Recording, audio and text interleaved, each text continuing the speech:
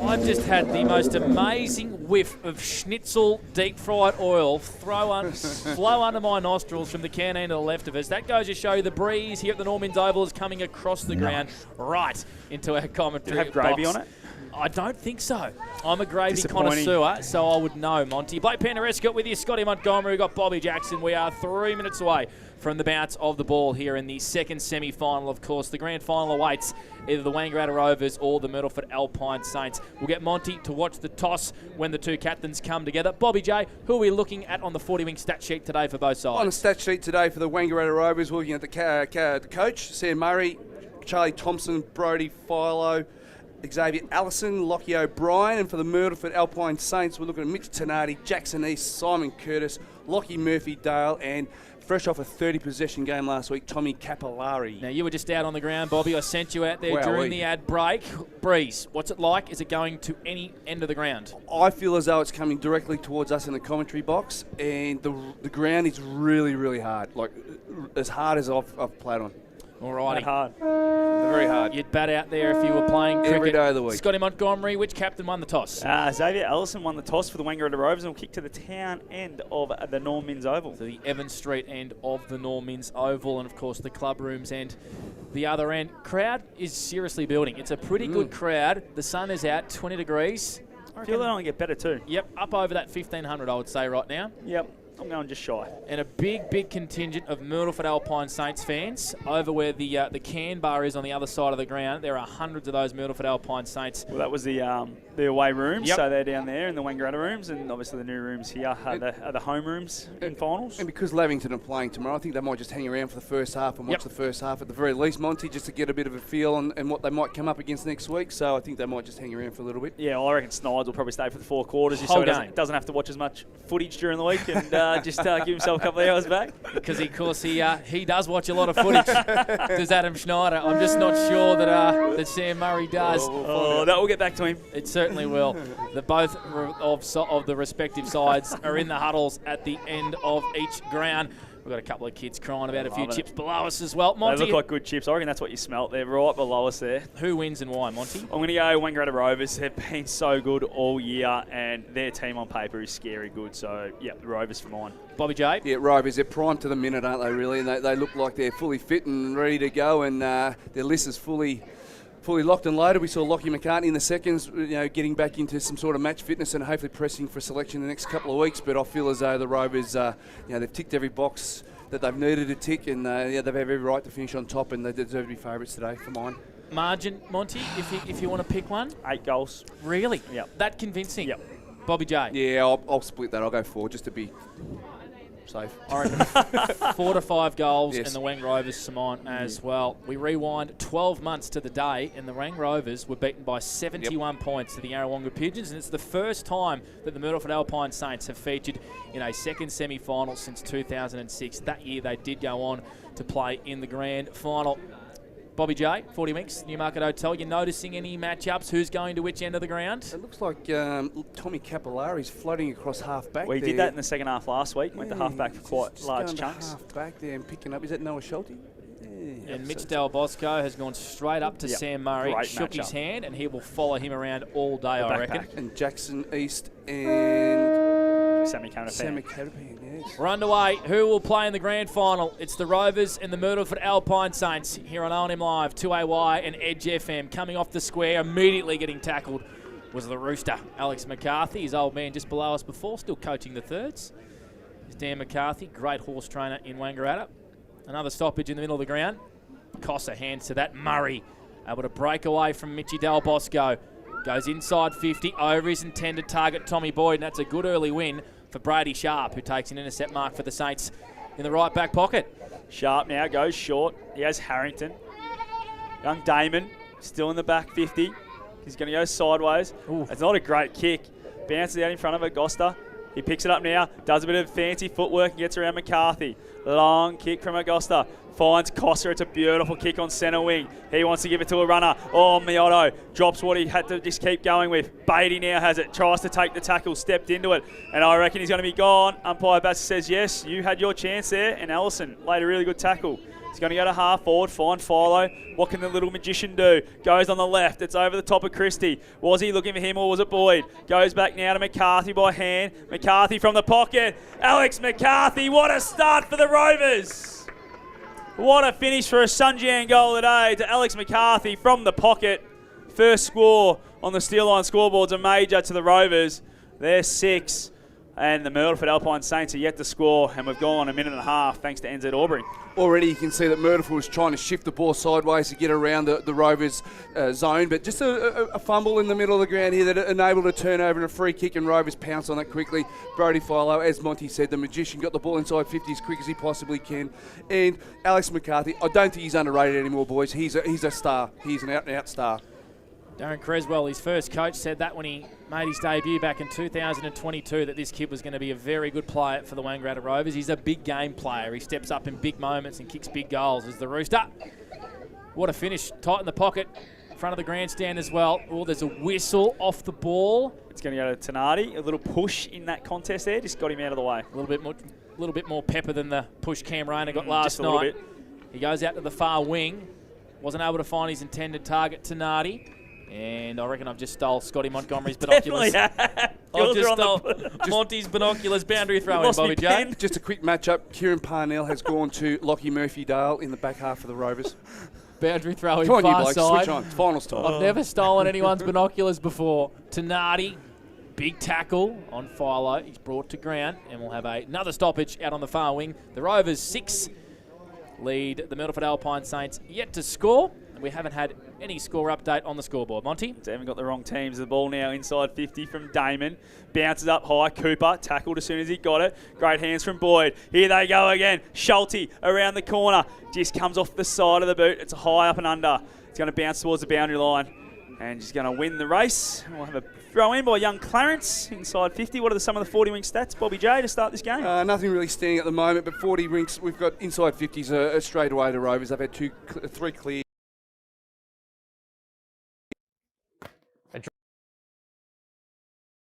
Rovers leading. Christie gets a tap. Beatty sharks it. Handball back. Ferguson. Oh, fumbled. It's a little bit quicker out there in senior finals footy than what it's been for Nick, but it's going to be a free kick. Go the way of Jackson East. He's going to give a handball, and the Saints are out. Dale climbed from behind, just impeded. Kick at half forward. 2 kicks from home. There's a spare man. And punches it over the line for a boundary throw in, and we have another stoppage inside the Rovers forward 50. Bobby J, it is living. If we were good last week, where the stoppages at this point in time, you know, Rovers are dominating that. They've won the first 3 or 4 stoppages. Look at that boundary throw in from young Clan. Goes by hand. Thompson first there. Gets past the tackler. Catapan had to kick it as he was falling backwards. And Myrtleford chain a hand out of defence. Del Bosco sells a bit of candy. Has to get rid of it quickly. And he does to Tenardi. Tenardi now on centre wing.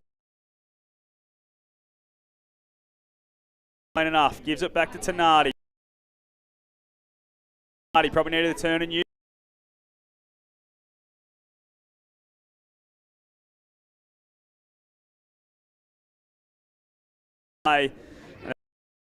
And the Saints have just not quite got their first inside 50 of the game yet, as this will be thrown in about 51 away from the goals. Kicking to the clubroom end.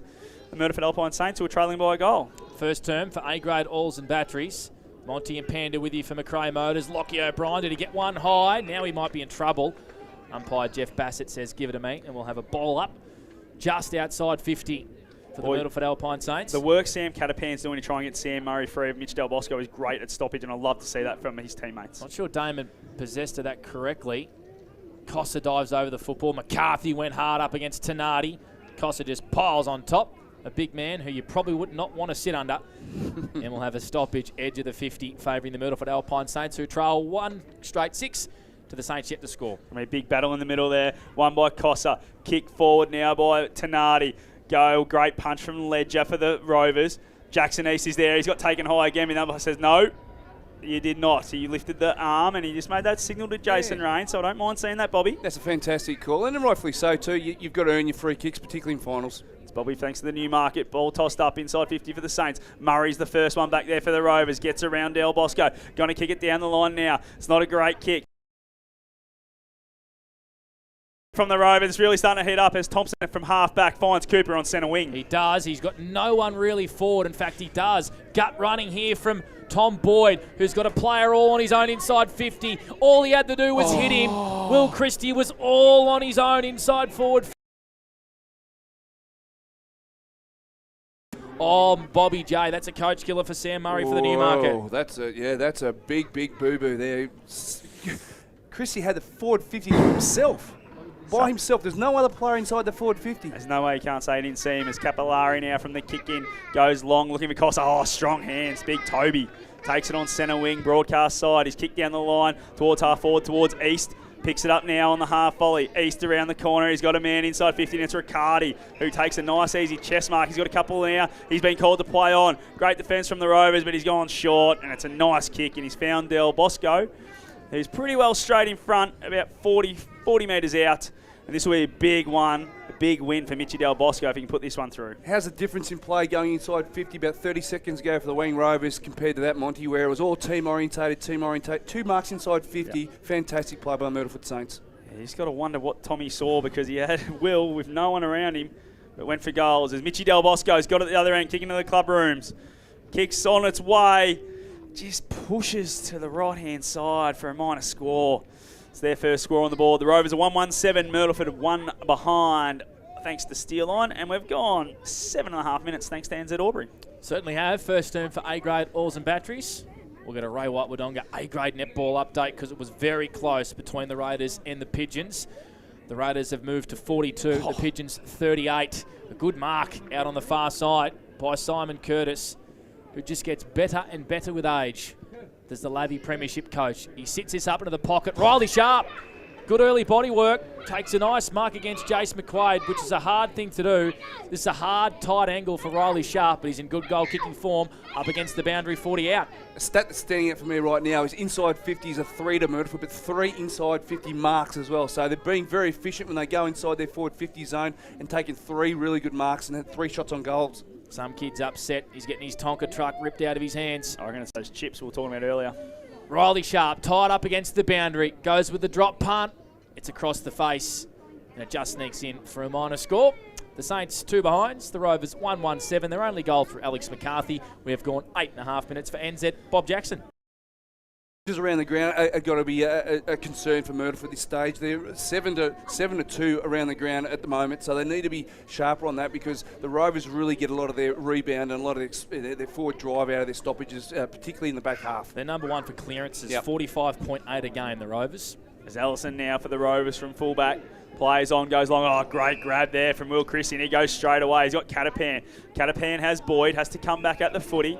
He's about 70 away from goal. He's been called to play on. Jake Sharp come in. Now Boyd has to go by hand, and he does. Finds Nolan in front of the interchange bench. Bit behind it. Back play, boys. We'll keep an eye on that one as Kelveen's handball forward to Riccardi. He's a good one. He's handball to Maracca. Just needs to stay in because he's got a bit of space. There's Joshy. He goes over the top now. Collegiero needs a shepherd, but he can keep on running. Bowen. He's going to go inside 50 again and finds Big Sharp on the lead. And Jace McKay gave a little ear massage on the way through, as a good defender should in a final. But Big Sharpie will go back and have a shot from 45 out, 45-degree angle. It was actually Jake Sharp and Tommy Boyd having a little bit of a to-do at centre wing there. I don't think Boydie liked the treatment after he got rid of the footy, but the emergency umpire come out and sharpened it up pretty much. Sharpened it up, pardon the pun. So it's good to see that Big Riley's got a chance to redeem himself pretty much on the opposite side of the ground. We've got perfect view for it, boys. Oh, if you're saying the wind was coming this way, you'd be aiming at the right-hand goalpost, Bobby? Yes, correct. Just inside the right-hand goalpost. That should draw in nicely. Has been in great goal-kicking form. Has this man been the most informed forward in the last 8 weeks? Has Big Riley Sharp, the rocket they call him. Oh, it's gone the other way, Bobby. Bit of reverse swing. Oh, it's gone the opposite way to what we thought. Swung away, missed to the right. Another minor score. Geez, they'll be ruining these misses at the moment. He had the shiny side on the wrong side. He did. Just had the seam going the wrong way. It's 3 minor scores to Myrtleford. They're 3. 1-1-7 the Rovers thanks to Steer Line, and we've gone 11 minutes thanks to NZ Albury. Xavier Allison, kick-in duties, finds Sam Murray. Half-back, Ovens River side of the ground. kick is a dangerous one. Matty Munro was there to try and intercept. Myrtleford has to win a 50-50 ball. Doesn't. Dylan Stone emerges. Runs through the middle of the Norm Mins. Safe kick to half forward. Good body work from Boyd. Dylan Wilson can pop it over the top to Tom Boyd. Boyd, goal. End-to-end play from the Wang Rovers. This time Boyd makes no mistake. Opened up the Myrtleford Alpine Saints on transition. They got their second, 13 plays 3. Fantastic play by Dylan Wilson there. Just read the play beautifully. The ball was in dispute across half forward.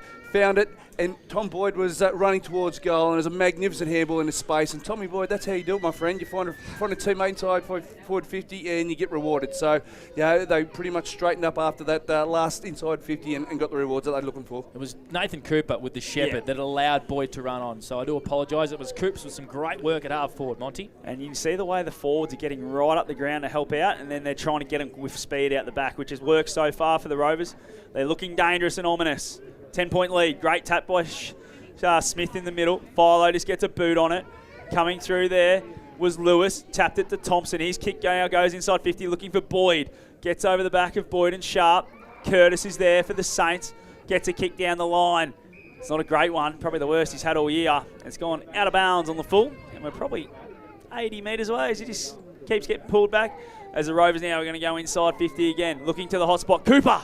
Can't quite take it. A fist on it there from the Rovers. Capillari, he didn't really want it. He gave it straight to Charlie Thompson, who's kick around the body. He's looking for one of the bigs inside the square. It's going to get out the back, and Matty Munro has worked hard to get back and help out, and he takes it over the boundary line. We'll have a throw-in. 35 away from the Rovers goal as we go to Bobby Jackson on the 40-wing stat sheet. Yeah, Rovers are really stacking up inside 50s. That's 8 for the quarter already. Yeah, we've got some Xavier Allison with 4 touches, Charlie Thompson with 4 for the Rovers. They're really getting to work at the moment. Some serious tantrums going on below. Get all used to it, Blake. 8-grade oils and batteries. There's toys and there's chips and there's all at play here. And there's a whistle inside the Wangaratta Rovers forward 50. It's a free kick to Diesel Beatty. Give that kid a toy if you can. As Beatty goes out to the Ovens River side of the ground. Turnover. Allison does well. Off a step goes Ledger. Not a great kick inside forward 50. And Riley Calvin takes a mark. He goes short to Brady Sharp. The Saints are at half back. They trail 3-13 for Steerline. We've gone 13 minutes for NZ. There's the ball now from Sharp at half back. It's a nice kick. Finds Tenardi. Now on centre wing. He wants to go. 6 for 40 wings, Monty, on a hot streak. He's been their best so far. Nice little kick. And that's what he normally does. He finds a target. Needed to get the mitts out there to Big Sharpie. Free kick for a high. He's going to get a free kick, but get the mitts out. Don't try and take the one on the chest, Jake. Coach Monty. Yep. It's annoying when they do that. It's a short little kick back to the circles. Finds Capillari. It's a nice little up and over the top kick. That's raw borderline from Cooper. Rib tickler. Great little mark there from Del Bosco. Still 60 from home. He wants to move it quickly. Looking for Miotto. It's a beautiful kick and gets him. And he takes the mark about 45 out, straight in front. And Lockie Miotto, he kicked one from about this distance last week, so probably had the confidence to go back and put this one through. One thing we've noticed already, Panda, is the confidence in ball movement from the last time these two sides met. From half back, they're prepared to take the 45, prepared to take the risky kick, and it's working for them so far. And the string of marking and kicking inside 50 has been outstanding. He's getting better with every senior game. Is this kid Lockie Miotto? Yep. Big improvement for the Saints this year from 48. Sets sail for home. Does it have the distance? You bet it does. Lockie gets the first for Myrtleford. They move to 139. The Wangaratta Rovers are 2-1-13 on the Steerline scoreboard, and we've gone 14.5 thanks to NZ Albury. I feel like that's a reward for effort. I think they really changed their game plan up from the last time these two sides met. As I said previously, the ball movement's crisper. They're taking on the Rovers' defensive setup, and they're really getting reward for that. And they're inside 50s. They've been inside 50 6 times, and they've taken 5 marks inside that forward 50 zone. Beautifully done by Bobby Jackson for the Newmarket and 40 winks. He's that good. He's got 2 sponsors looking after him today. That's how we can afford him. Double invoice. Hello to Dan Vaccaro, who is actually not even in Sydney. That? Don't even know. There's McCarthy, high up and under. And marking this one against the play was Jake Sharp on the broadcast wing. Swings around on the right slipper looking for his brother. Riley got 2 hands to it inside 50. Tackle was just a little bit higher from Declan Brent. And it looks like Jez Rigoni is the recipient of the free kick for the Wangaratta Rovers. Jez played, I think, 8 or 9 games for the Sandringham VFL system. He comes out wide to Ed Damon, who probably played on He goes short on the 45, finds Xavier Allison. 13-9, Rovers up for steer line. We've played 15 minutes for NZ first term. Ellison has it now on the edge of the square. Broadcast side, he's going to bring it towards the benches. It's over the top. It's going to go straight out of bounds, and it's going to be tossed in here by the young umpire. That's not the worst result, Monty, particularly with what they had up the ground. A stoppage is where they've been dominant this early part of this game. So a reset and a restart and a stoppage is not the worst result for Rovers. 16 minutes thanks to NZ. Gone in this first quarter. Smith just takes it out of the ruck, gives it to Tenardi. Put him down for another 40 winks, please, Bobby. That's now 7. to East. Oh, he's slipped and a bit stiff there on Catapan as he slipped. Got taken high to Jackson. One of the Morris Medal fancies in a couple of weeks' time is Jackson East. Goes down the line, finds Smith. Really nice grab. He's got Del Bosco on the fly. Gives it to him. He goes inside 50. Does Mitchie. Finds Riccardi out the back of Nolan. Really good hands there from Brody. And he'll go back and have a shot, 45-degree angle, 30 metres out. I can't be impressed by the slick ball movement, particularly by the Myrtleford Saints early doors. And they're really crisp and confident with the ball in hand. And their foot skills today are really on. It led, they played really well last week by foot, and this week is no different. There's no win for them to worry about this week. And Brody Riccardi, a little bit quiet last week. He's had some early touches. As Riccardi now on the runway. Normally a reliable set shot on goal is Brody. Kicks it and he's pushing it to the other side. Just corrected a little bit too much. Takes them to 1-4-10. The Myrtleford Alpine Saints have had their chances. Wangaratta Rovers 2-1-13 thanks to steer line, and we've gone 7.5 thanks to NZ Albury. We've kicked that one 9 times out of 10, Brody Riccardi, as Sam Murray drops an easy mark at half back. He's calm enough, though, to get around Del Bosco, who was swooping in for the tackle. He goes down the wing, and it's turned over, though. The Saints are well set up. Smith onto Tenardi. How many now, Bobby J? That's 8 for 40 winks. Munro in the middle of the ground. His kick is not great. Terrible. Come off the instep. It was a shallow entry, and Sam Murray says, boys, let's calm it down. In defence. We're under a little bit of pressure here. So he sends it out wide to the Ovens River side of the ground. Almost turned over. Agosta got to the front spot. Schulte shovels it back to Catapan. Inboard hand pass on to Rigoni. He's got a bit of space for the Rovers. Rigoni's kicks a beauty out in front of Boyd. Boyd at half forward now. Man on the marks right on the 50. Just having a look, not inside 50, but he's found Wilson, who just popped up in a heap of space. Opposed to Jake Sharp there. Lost him pretty easily. And he'll go back and have a shot from under the oval. For inside 50s, that's 10 for the Wangaratta Rovers, and that's their first mark inside their forward 50 zone, and it's from a hard-working small forward in Dylan Wilson. Like, he's been very much in the action defensively, and now he's getting his reward now with a shot on goal. See again, all the tools were right up the ground, and Boyd had nothing to kick to until he found Wilson from the pocket. What can he do? It's going across the face. It looks like Cooper gets up. It's going to go through for a minor score. Nope, it's hit the behind post offhand, I feel, so it could be a throw-in. Just as the umpires can. Out in the full? Nah, it's either going to be out on the full or a throw-in. I think if he's saying it's hit the post. They get upstairs. Can we please have a review? Just taking a little bit too long, yes. It's going to be a kick to the Myrtleford Alpine Saints, and Curtis, no, he's going to bring it back. So Simon Curtis will have the free kick. It's gone out on the full, so not off hands like it was originally thought. And Curtis now, he goes sideways. He has Beatty in the opposite back pocket, and he goes straight away. He's going to go to Jake Sharp. Just outside defensive 50 now. He comes inboard. It's a beautiful kick if it gets there. East can't quite take it. He was under good pressure from Nolan. It's got to Tenardi again. He's got his own footy out there. There's Mitch. Ball now out wide. Comes back to Ferguson through Capillari. The kick from Ferguson's not a good one. And it's gone out of bounds on the full. And it'll be a free kick to the Wangaratta Rovers as we go to Bobby J for the Newmarket. Tenardi's on a tear. He's had nine 40-wing touches in the first quarter. Smith goes short to Thompson. Charlie, the Alderman Fasteners MVP for the year on OMFNL Live. Kick down the line. McCarthy now has it. Gets a handball over the top to no one in particular. Brady Sharp's there, and he just goes, let's take this one over, and we'll reset as we're 60 metres away from the opposition's goal at the Evans Street end. We certainly are. 13 plays, 10 on the steer line scoreboard, 20 played for NZ Albury. A beautiful day. Spring day, September the 6th, in the grand final qualifier, the second semi-final. The Myrtleford Alpine Saints have come to play. Tenardi, hands and knees over the footy. Rovers emerge, though. Miotto is tackled by Thompson. Ferguson goes by hands to Tenardi, who has genuinely bought his own football today. He's kicked down the line, almost marked by Rigoni. In fact, that was Ledger. Hurried kick has been juggled out on the far side and marked by Catapan. on the Ovens River wing here. 27 disposals this year. Oh, what a specky that was. I'm pretty sure it was Tommy Boyd, was it? Yep. Who went super early. He got high. Almost took a elite body and paint marker that day. You heard the groans. There's a stoppage inside forward 50 for the Rovers. 13 plays 10. Here's Monty from Macrae Motors. Costa and Christie give that one to Christie. Ball at ground level now. I just reckon big Toby Costa knows how to fall on people very heavily, Bobby. There's a bit of dummy monkers about him. A bit of Monkey or Tristan Cherry or one of those guys now. They just like falling on people. As Costa gets that tap. Ball up in the air now. Capillari gets a fist to it. East is going to win the race to it. Gets worried out of it. Del Bosco comes through. Lays a shepherd for no real reason. The ball's gone out of bounds again. And we'll have a throw in. Quickly around the ground for Mr. Stoves. We've got a starter at Kiwa Sandy Creek. Barnawathas kicked the first goal of the game. Hot start there. Only team to beat Kiwa this year. Playing Chilton, of course, in the prelim to take on Kiwa next week. Ball now, still at half forward. Miotto. Oh, loses it. Thompson kicks it inside 50. Man, standing there all by himself. Simon Curtis.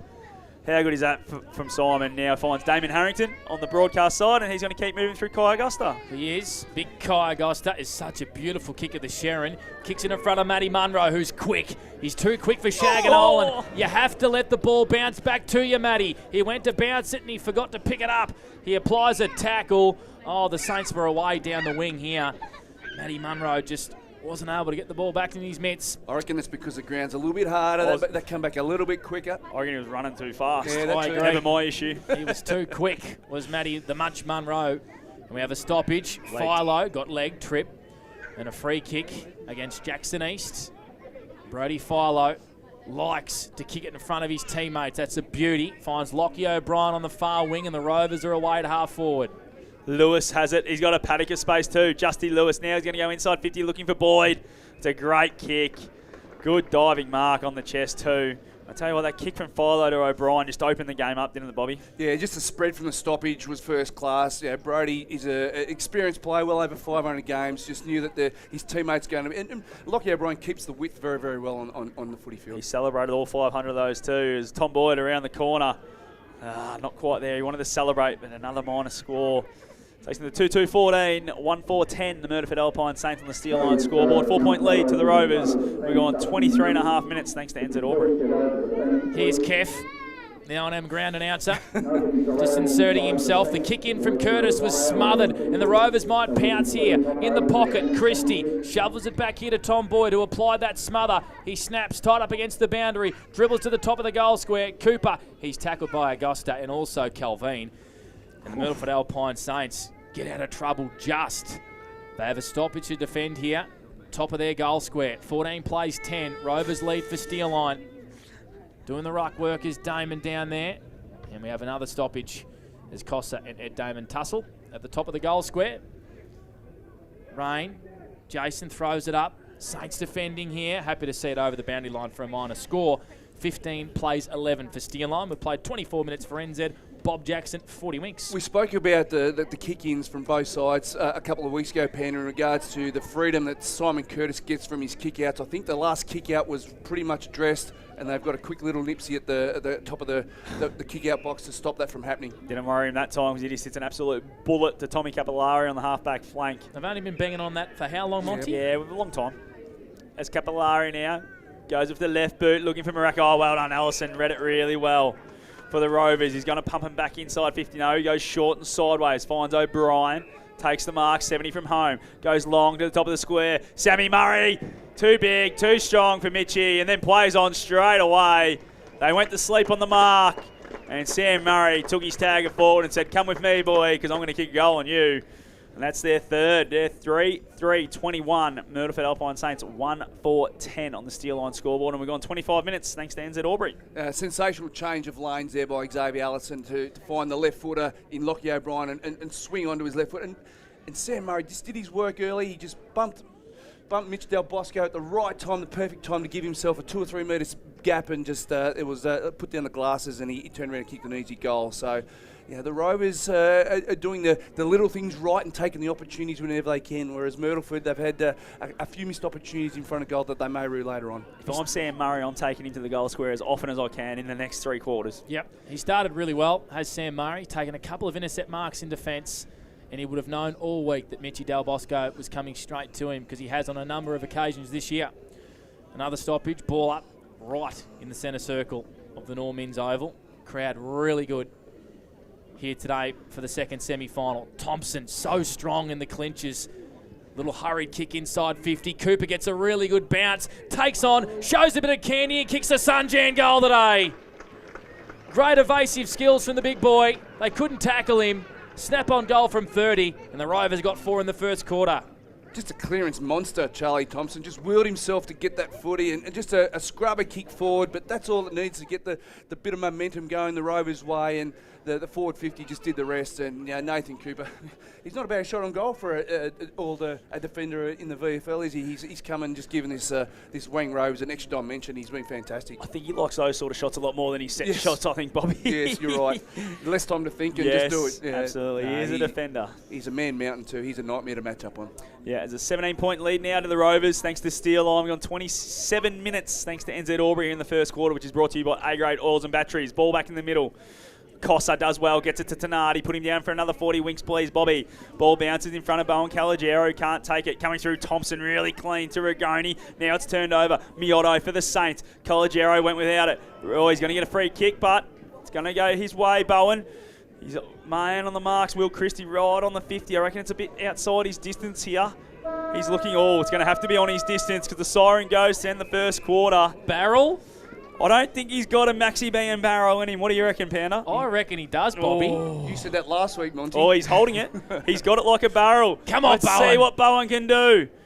He's going to set sail from 55. He's got onto it. It's up there. It's going to fall a bit short. You let us down, Bowen. Maxi BN will get his number for you, Bowen, and send it through so you can take some torpedo lessons. But that's the end of the first quarter. 4-3-27 the Rovers. Nice little 17-point lead over the Myrtleford Alpine Saints. 1-4-10.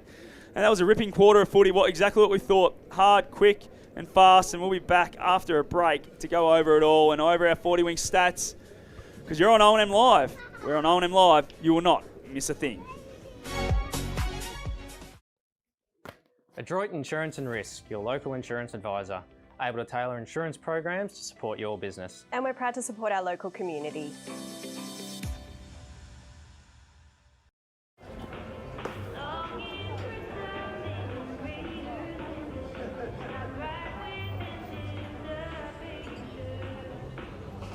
I reckon I'll go mid. Carlton Dry 3.5. Embrace the mid.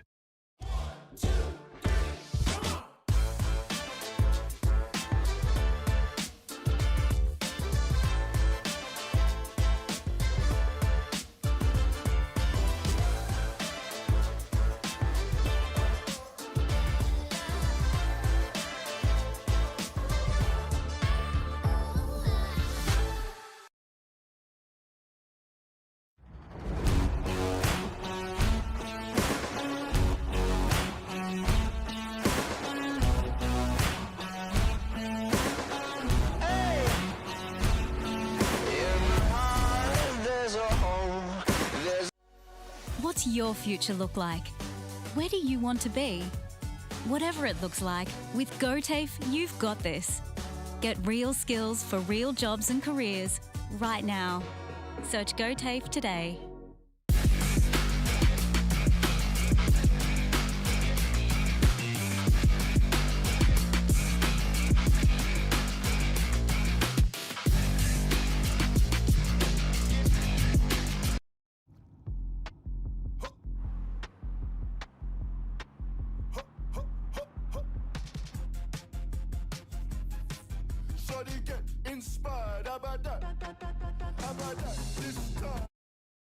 The new Nissan Navara has landed at McRae Nissan with a tougher, more rugged design, Nissan Intelligent Mobility, advanced off-road capabilities, and a host of on-road refinement. Test drive one today at McRae Nissan.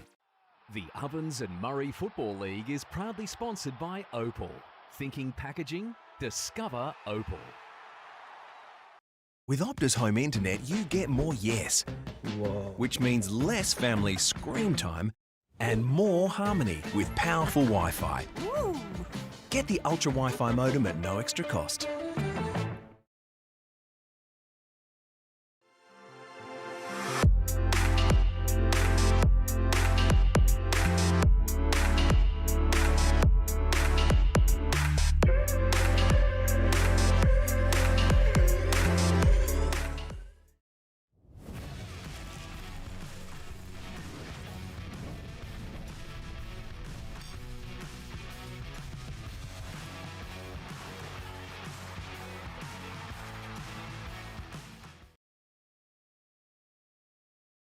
Welcome to Sundancer Homes. We make building your dream home exciting and stress-free. Backed by over 30 years of experience, one of many reasons why we provide a lifetime structural guarantee. Visit our information centre at Dean Street, Albury. This goes out to all the runners, the racers, the chasers, out of the box, and primed for the show. On your marks, get set. Running too late. Being first out the gate. Get the fit you need. The athlete's foot. Fit for every run. My family means everything. We're always there for each other, sharing adventures and precious moments. At Tobin Brothers Funerals, they'll treat you like family too. They're about people, about lives lived and about genuine care, providing professional, creative solutions that celebrate your loved one. So if it's legal, it's possible. Tobin Brothers Funerals, family owned since 1934, caring for local families just like yours in Albury Wodonga and Corowa Rutherglen. Tobin Brothers Funerals, celebrating lives. OMFNL Live on 2AY. Quarter time. As you can hear the siren sound here at the Norman's Oval, and the Rovers hold a 17-point lead over the Myrtleford Alpine Saints, 4-1 in that opening quarter. White Panda Escort with you, Scotty Montgomery, Bobby Jackson, who has our C&L shower screens and wardrobes. Quarters best. You've turned yourself off, Bobby J. Sorry, quarters best. I don't know how I've done that. Quarters best was Mitch Tenardi for the Myrtleford Alpine Saints. He had 11 touches. He was everywhere. And Monty and Panda, I felt like you were calling his name every 2 minutes. So he was outstanding around the ground and giving Myrtleford plenty of drive. Whereas Charlie Thompson was just a stoppage beast. He had 7 touches and to go along with 4 clearances from those stoppages. He was outstanding and showed plenty of muscle.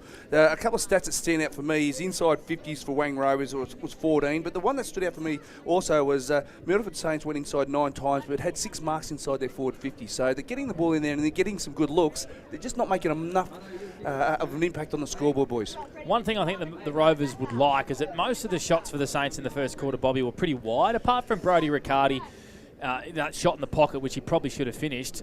I guess the defence for the Rovers are forcing them wide. Yeah, you probably. I'd probably throw one of Jake Sharp's shots on goal as well.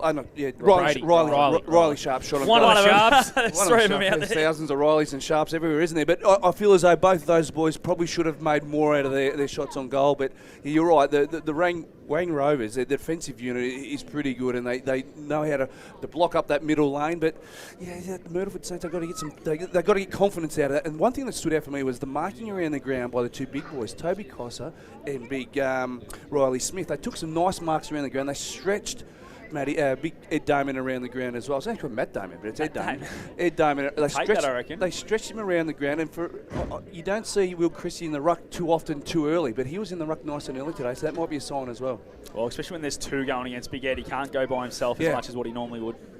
Mike at Ray Watt Wodonga, netball update, and the Raiders are through to the grand final with an 8-goal win over the Yarrawonga Pigeons, the minor premiers. And Yarrawonga beat them 3 weeks ago to claim that minor premiership. So that's a big win for the Wodonga Raiders. So well done to those girls. And they are the first team through to the SS&A Ovens and Murray A-grade grand final.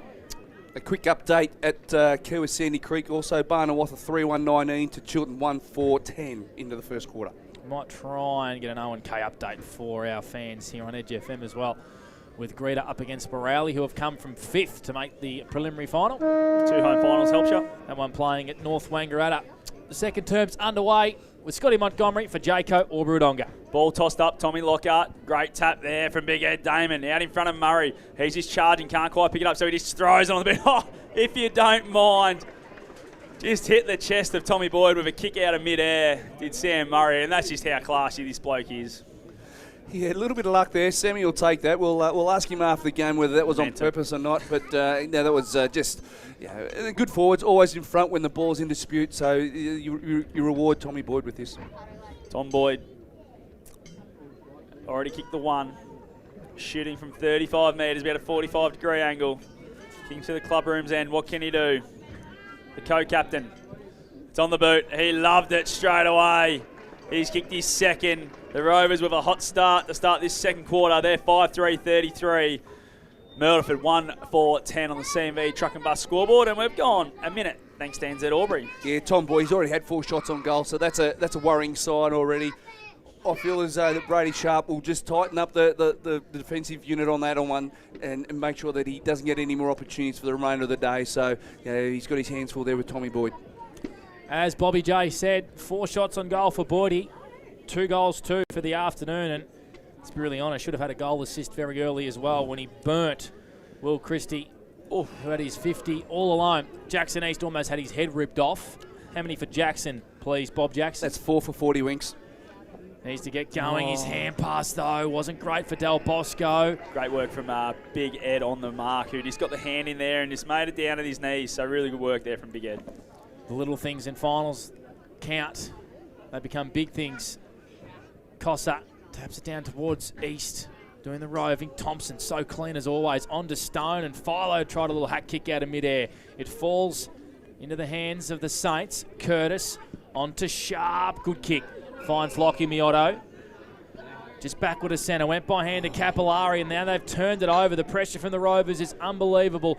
Damon, probably not the bloke you want running inside forward 50. Catapan's hand pass was almost cut off. Murray went with the don't argue. Now had to get rid of it in a hurry as he was getting tackled. Good fist from Sharp. The Rovers inside forward 50. Schulte trying to tap it to his advantage. Philo goes by hand to Christie. Snap around the corner from 30 is to the left for a minor score. The pressure intense from the Wang Rovers. They lead by 24 points, 5-4 to 1-4. All that on the CMV truck and bus scoreboard.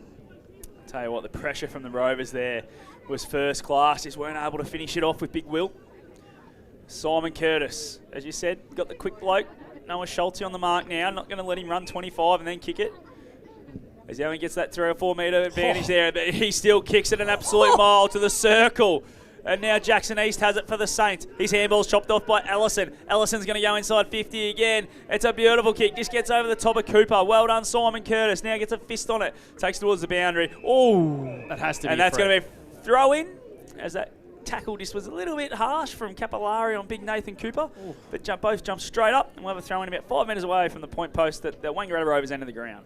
That kick from Simon Curtis went 69 metres, I reckon. That was a massive kick. Thompson onto Philo. Snap around the corner. Brody Philo, minor score. They are pressing big time here at the Wangaratta Rovers. Early stages for Jaco in the second quarter. 35 plays 10 for CMV Truck and Bus. We've gone 3 minutes for NZ. Yeah, this kick's not quite 69 metres, but it's gone all 50. Goes towards Capillari from Curtis. Colagero's there, front and centre. Gives a handball now to Tenardi, who's under the pump. But it's a beautiful forward handball. Finds Miotto. Centre wings Miotto. He's got Cossa breaking inside 50. Big Toby and Lockie Murphy-Dale nearly spoil each other. But Murphy-Dale takes the mark, and he'll go back and have a shot from 45 out. Slide angle. This is a danger period for the Myrtleford Saints. As we all know, Wangaratta Rovers are the best second quarter team in the whole competition. They've proved that week in, week out, and they've started red hot. They've had 3 inside 50s inside the first 3 minutes, so this is a crucial shot on goal. And Lockie Murphy-Dale only the one touch in the first quarter on the 40 winks. Needs to really step up here. His kick, not a good one off the boot. Hear the groans of Bobby Jackson, thanks to the Newmarket. Through for a minor score there, 1-5-11. The Rovers are 5-5-35 on the CMB truck and bus scoreboard, and we're on 4.5 minutes thanks to NZ Albury. They're doing everything right to stay in this game, but put the scoreboard pressure on the Wang Rovers. They're feeling as though, that 5 points, they're just letting it slip here. Murphy-Dale had to kick that. Margin at an even 4 goals. 35 plays 11. Rovers up for CMV truck and bus. Lockie O'Brien's aggressive switch finds Ed Damon. Hemmed right deep into the back pocket. He's going to go short. Oh, fumbling and dropping the mark. Where was the Rovers? It was Lockie O'Brien. Damon says, stuff this. I'm going to kick it out of bounds on the full. And the Saints have a free kick at half forward. Del Bosco comes inboard. Here's Damon Harrington. Lots and lots of Rover defenders. Inside 50. He sits it up to the top of the goal square. Standing tall was big Riley Smith. Not able to mark. There's a free kick for a high. It's going to go the way of the Wang Rovers. And Ed Damon has it in the back pocket for the Wangaratta Rovers. Kick's going to now turn over to Collegiero. Looks like he's gone a half back. Bowen's kick goes inside 50. It's not a good one. It's back towards Ed Damon. And it's out of bounds on the full. It'll be a free kick to be get. As we go to Bobby J on the 40-wing stat sheet. Yeah, a hot start, as I said, inside 50s, but Myrtleford's starting to peg it back. They're 3-2 inside 50s in this early part of this second quarter. I feel as though if I can just stem the tide the next 4 or 5 minutes and really put some pressure on Rovers, and as we said, the Rovers are the best second quarter side in the comp. They can break even this quarter. They might be in with a show in the second half. As Catapan kicks, finds Stone. Haven't called his name too often yet. Dylan has it at half back. Ooh. He's going to go short. Wasn't the best kick, but it found a teammate, and it was Ledger. Goes short again to O'Brien. How many for O'Brien, Bobby J? That's 5 for 40 winks. Getting busy. O'Brien now just going to roll around and go long down the line towards half forward. Looking for Cooper. Gets out the back. Philo's going to be there. Cooper, nice little tap to Philo in the end. Kick around the body. It's a good one out in front of Boyd. Boyd has a teammate. It's Dalzotto. What can he do? Jai Dalzotto needs a bounce. Oh, bounced the wrong way of the post. And that ball movement again from the Rovers is getting scary good at the moment for the Myrtleford Alpine Saints. It's another minor score, but that's 5-5-35. It'll be 5-6-36, I believe, now, won't it? Yep. And the Myrtleford Alpine Saints are 1-5-11 on the CMV Truck and Bus scoreboard, and we've gone 7 minutes thanks to NZ Albury. 5-6-36 to 1-5-11. Simon Curtis goes straight down the middle once again. East nudges his opponent under the football. His hand pass, though, is taken by a teammate in Murphy Dale. Kicks inside forward 50. Will the ball sit for big Riley Sharp? Is the only one there. Does well to keep it in basketball style, but he's taken over the boundary line. And an opportunity goes begging for the Saints. Riley Sharp was out all on his own inside forward 50. Boundary throw in deep in the Saints' pocket. That literally took 5 seconds from one end of the ground to the other. That was slick ball movement, and you just can't help but think that Simon Curtis wants to hit the middle corridor every time he's got the footy with that kick out. Boundary throw in. Riley Smith doing the ruck work. Rovers emerge with the football. Under pressure. Munro applies a big tackle, and we'll have another forward 50 stoppage for the Saints. 1-5-11, they trail to the Rovers. 5-6-36, CMV Truck and Bus scoreboard. We've gone 7 minutes for NZ. A lot of push and shove going along. Ball tossed up, great tap by Smith. Murphy Dale gets dispossessed. Smith gets it back for the Saints. East goes charging in, and he's been paid the free kick. Led with the head, and the umpire says, yes, I'll pay this one. And Jackson East, he'll go back and have a shot from about 25 out, 45-degree angle. Need this, Bobby J. They certainly do. They've come to play around the stoppages. They've won the first 3 stoppages around the ground, Myrtleford. So that must have been addressed at quarter time. And this guy's gone to work. He's had 4 early touches for 40 winks in the second quarter. Jackson East had a really good game. He's kicked 20 goals for the season. Lord. And that kick, another miss, another minor score. Both teams missing a lot of chances. You'd normally pick them to kick, and that takes them to 1-6-12. Wangaratta Rovers are 5-6-36 on the CMB Truck and Bus, and we've gone 9 minutes thanks to NZ Albury. Someone would have to move their car, I would assume. Otherwise, you probably wouldn't interrupt proceedings. Kev on the microphone. It's the Edge FM ute out the back. Catapan has the ball at half back. 36 plays 12. The Saints have not had their kicking boots on at all today. We've played 9 minutes. They've only kicked the 1 goal in the second term for Jaco. The Rovers hug the Ovens River side of the ground. Agosta gets to the front spot. Del Bosco brought down on a heavy tackle. Rovers get there in numbers, one of whom's the coach. Overran the football. Stone was there to pick it up onto Lewis. Gives it to Murray. Arc up against the boundary. Wants his left foot. Dangerous looking kick, but getting back in the hole for the Saints. Touched off the boot. Oh, was touched off the boot. I thought Jake Sharp took a nice mark. And we'll have a forward 50 stoppage for the Rovers this time. 36 plays 12, 24 points the margin. 10 minutes gone for NZ second term. Big Toby gets a nice tap there out in front of space. Working hard was Capillari. Got it to Agosta. His kick. Called to play on there was East. East kicks down the line looking for Sharp. Well read there by Ledger. It's going to be a free kick. No, it's McQuaid. And he's been paid the free kick a little bit too high, as Tommy Lockhart says. against Ooh. Rolly. Shoved his through his backside straight in the face of Jace McQuaid. Did the Mason Cox on Thursday night, almost took his own teammate out. As now McQuaid. He's going to pump it long and inside 50 again. Capillari ended up spoiling Cossa. Goes at ground level now. Ball falls away of Kelvin. Picks it up, tackled straight away. We're going to ball up just inside 50 for the Wangaratta Rovers. We've got Bobby J for the Newmarket. Extremely dangerous here. 6 on inside 50s already for Wang Rovers. Stoppage inside 50s where they're at their best. Only had one goal in this second quarter, and we've played 10 minutes. For NZ Albury, a high up and under from the Rovers. Are going to land 30 out from their goal. A clever little tap from Lewis. Damon Harrington hand pass it to himself. In fact, it was Beatty. Mopping up there in defence was Jake Sharp, who tumbles it towards the boundary line on centre wing. And the Saints can reset with a stoppage right in front of our broadcast position. 36 plays 12 in the major semi-final. The second semi-final, Lavington Panthers taking on the Wang Magpies tomorrow. They'll play the loser of this game, Monty for Macrae Motors. Ball's tossed in now. Two big fellas go to work. Come from Ed, Damon. Harrington now. Loses it. It's going to be a free kick. Go the way of Lewis against Maraca. Played that well. Justy Lewis, premiership player last year for the Rovers.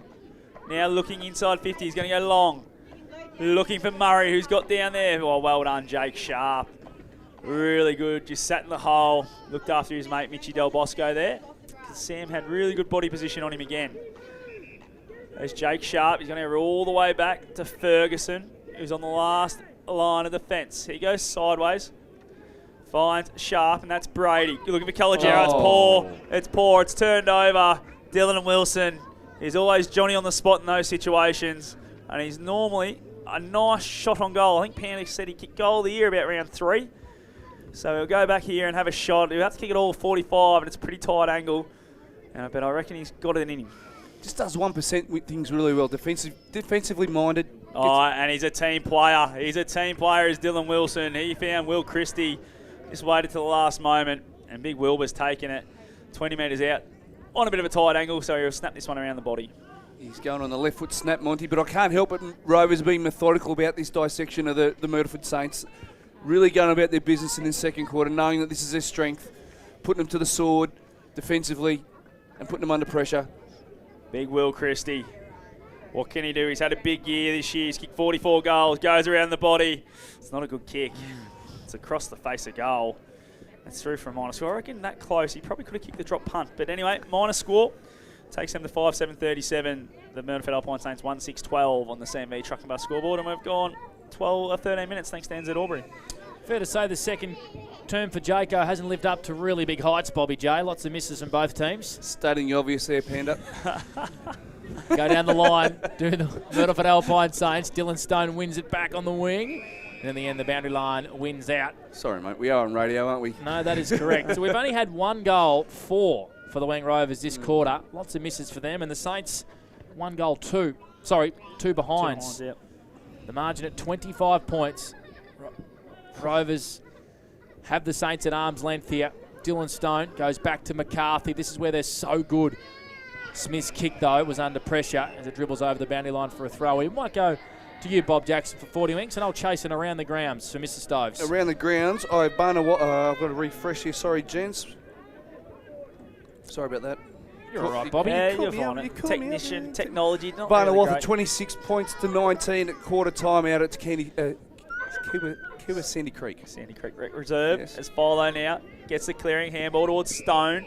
Starting to work his way into it a little bit this quarter, Dylan Stone. Needed to. Had a quiet first quarter. Ray White-Wodonga, Raiders 49 over the Pigeons 41. Straight in. A-grade netball. So the Raiders are straight in. Monty, that's their third in a row. Yep. So they will be wanting to go one better than the last 2. That ball throw-in is not a great one. I'll be bringing it back. The umpire says, nope, just keep going, boys. As now Will Christie, you threw the head back there. The umpire says, play on. Good call by Tommy Lockhart. As Maraca now gets a clearing kick, it's a poor one. It's turned over at half forward to Xavier Ellison for the Wangaratta Rovers, and the captain goes sideways and finds Jez Rigoni. Jez played a lot of games this year with the St Kilda VFL program. The Zebras. And they're splitting with the St Kilda Footy Club next year. I would too. He's kicked to half forward. It's been turned over by the Saints. Harrington running the other way. Goes by hand to Agosta. His hand pass, not great. And here come the Rovers. They pounce. A beautiful hand pass from Allison. Del Zotto ran into a Simon Curtis sandwich. A big, strong tackle from Simon Curtis brings him down. And we'll have a stoppage at half forward, just outside 50 for the Wang Rovers, who lead 37-12. We've played 15 minutes for NZ. Second term for Jaco. Only the one goal, Mont. Yeah, it's been a poor second quarter, really. As now the ball at ground level, Charlie Thompson goes. Great tackle from Myrtleford. Smith picks it up now, and he's tackled by Smith. And the umpire says, give it to me, Tommy Lockhart. And big Rolly Smith take on Will Christie at this one. Smith and Christie do battle. Great tap by Smith, but he's going the wrong way. Wilson's up and around there for the Rovers. Tackled straight away by Harrington. And he just kicks it sideways. Bobby J, give us some of your best work, because I'll tell you what, it's been uninspiring football. Just a couple of quick ones for 40 Wings. Brody Filo's had the 6 touches for the Wang Rovers this quarter. Xavier Allison's been busy across halfback with the 5. Jackson East has gone to work around the stoppages in the clinches. He's had 5 as well for the Myrtleford Saints. Christie's wanted a free kick in the ruck for a hold, as the umpire says, give it to me. Just favouring the Wangaratta Rovers forward half of the ground here. Another ball up. Lots of stoppages here in this second quarter. Hacked out of midair from Maraca. It's a high up and under. Gains about 10 metres for his tricolours. Thompson's always good at ground level and clean. Smith. Sharp wins it back for the Saints. His hand pass wasn't great though, and Del Zotto kicks a long penetrating kick to half forward. Caught from behind was Damon. Punts it towards his teammate Philo. Taps it to his own advantage. Curtis lends a hand for the Saints out on the far side. His hand pass though is not great. And the paint sees another boundary thrown out on the far side. 37 plays 12. 16 minutes gone for NZ. The Rovers up by 25. Monty for McRae Motors. That ball went for about 40 seconds and ended up back in the same spot. The ball's tossed in now. Smith just takes it out of the ruck. Just a fist on it there from Declan Bren. Got it to Tenardi, who's kick around the corner. It's going to favour Riccardi with a nice bounce. Riccardi picks it up. He's tackled straight away by Smith. Well done. Umpire says play on. Must have got it out. Now Brody Riccardi goes and dives on it. It's tackled straight away. It's a 25-point ball game here in the second quarter. We've gone 17 minutes thanks to NZ Albury. And we're going to go to Bobby Jackson for the Newmarket. Yeah, Mitch Tenardi's leading all comers here with 14 touches so far in the game. He's been busy. He has a high up and under. Sails inside 50 for the Saints. Big pack of players. Sharp, Riley and Jake. Jake got a high one. He had his hands over the football. He was fumbling. It actually favoured him in the end. He got a high free kick and he will line up directly in front. And it's fair to say the Saints need it, but also the game. I was just about to say the game probably needs it more than the Saints, I think, Panda. But he played that well. He knew that the pressure was coming and just got his body in the right position to... And must admit, the attempt to tackle was a little bit clumsy. He was fumbling. They could have just hovered and tread watered for a little bit because he was in no hurry to pick it up, Monty. No, he definitely wasn't. Showed that the confidence of Jake Sharp just wasn't quite there, because normally a cleaner player than what he showed us just then. The Saints have only kicked the one major at the 14th minute mark of the first quarter. They trail currently by 25 points. Sharp directly in front, kick on the way. Sneaks home just. Has a fair bit to say as well to Joel Smith on the mark. In fact, it was Charlie Thompson. And the Saints got their second. 2-6-18. Margin back to 19. Trailing the Rovers. I think they'll get a fair bit of confidence out of that goal, knowing that we've said it a couple of times throughout the call, the flex muscle quarter for the Wang Rovers has always been the second quarter, so they're hanging in there and they're drawing, even if not winning this quarter.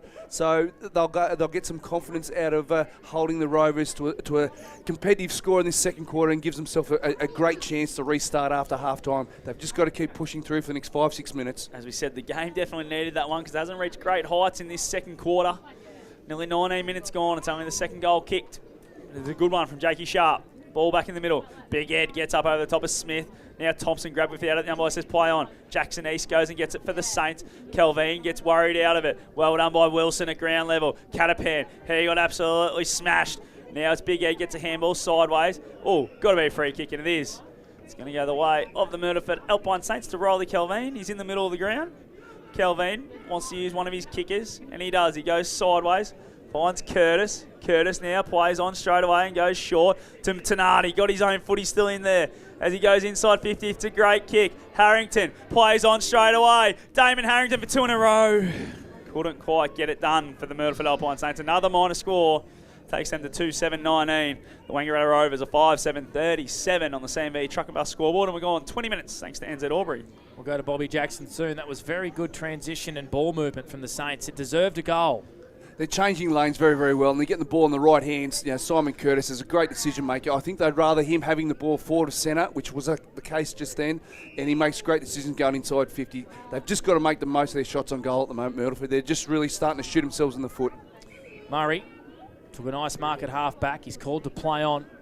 Just 9-9 down the wing. Damon was caught from behind. Smith the front posse. Beatty was able to eke a hand pass out to big Riley Smith. The Saints playing around with it in front of our broadcast wing. Capillari, that had to be holding the ball. He was swung around. He didn't possess of it correctly.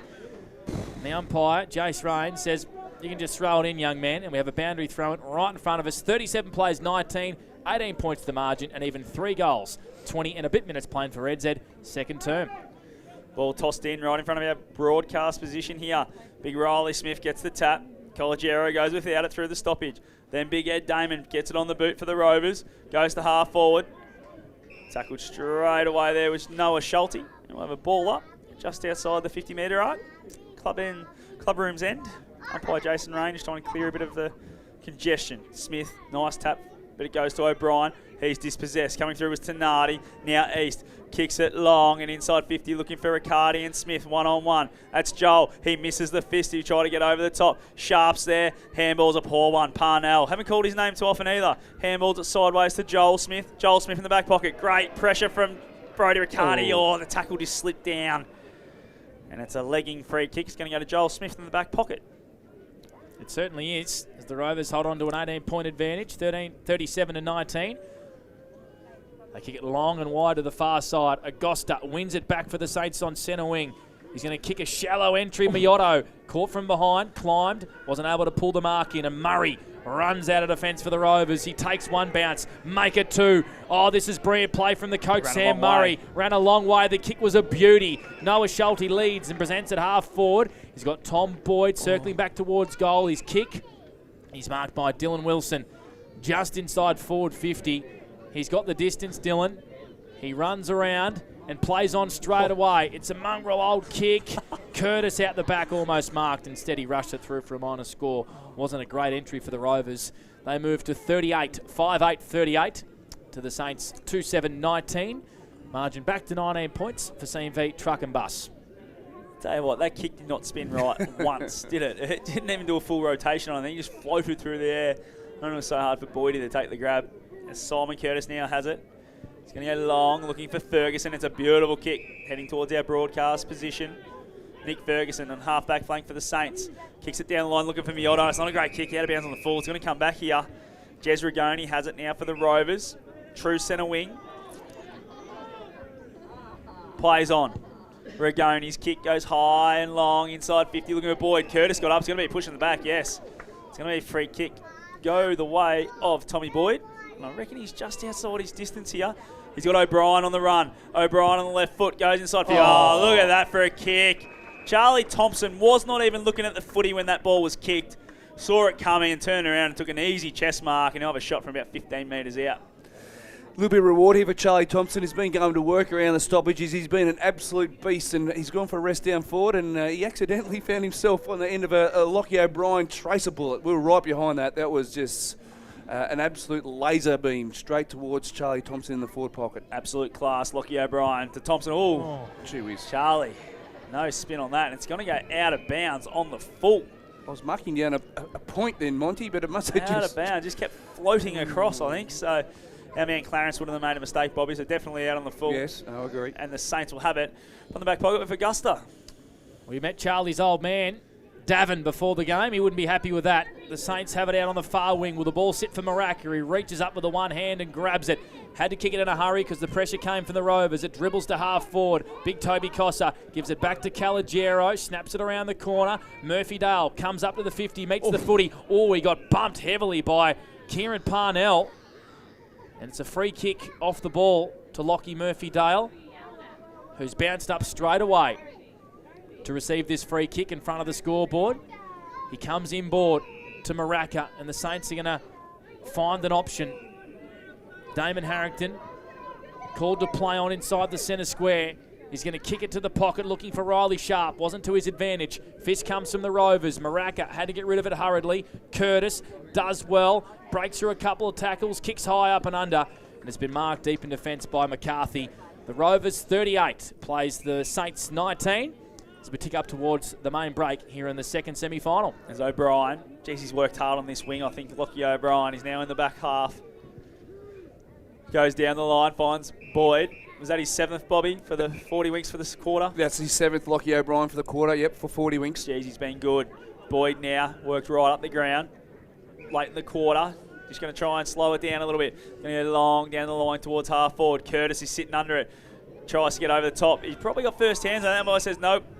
Touched off Will Christie's hand, and he's not happy, Simon, as he threw that one back with a bit of pep to Jason Rain, who took a really nice grab out in front. But Rain now is going to throw this one up. Cossa taps it, but it's Christie who takes it. High. Good tackle. Umpire says no. We'll ball it up again. Exactly the same spot. Repeat stoppage. Simon Curtis was going to throw that at 100 miles an hour. He got to within a centimetre of letting it go, and he just dropped it. So he's done well. Wise and experience came into his mind at the last minute. Lockie O'Brien evades 2, can fly from 55. Wobbly old kick towards the goal square, looking from Damon.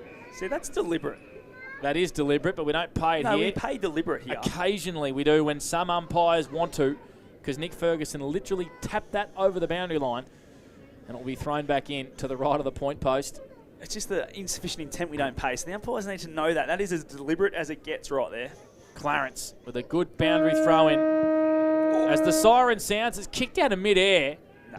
I reckon the siren just beat the attempted kick from the Rovers, and the score won't count. A second quarter which only saw 2 goals, 1 to each side, Boyd and Jake Sharp, as we have half-time here at the Normans Oval in the second semi-final. The Rovers doing it easy, 5-8-38 over the Saints, 2-7-19. Our half-time show for Elders Rural after this. It's O&M Live on Edge FM 2AY and O&M Snapprint Solutions TV. And on O&M Live, you won't miss a thing. Adroit Insurance and Risk, your local insurance advisor. Able to tailor insurance programs to support your business. And we're proud to support our local community.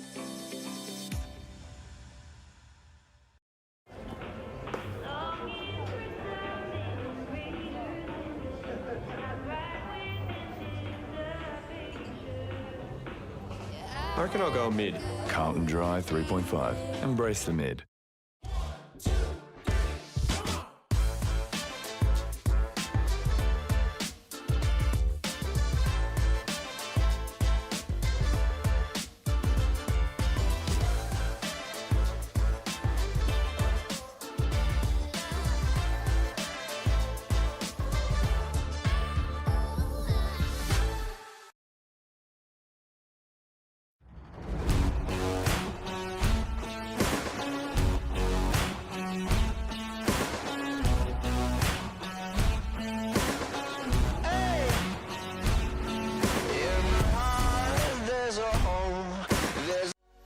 What's your future look like?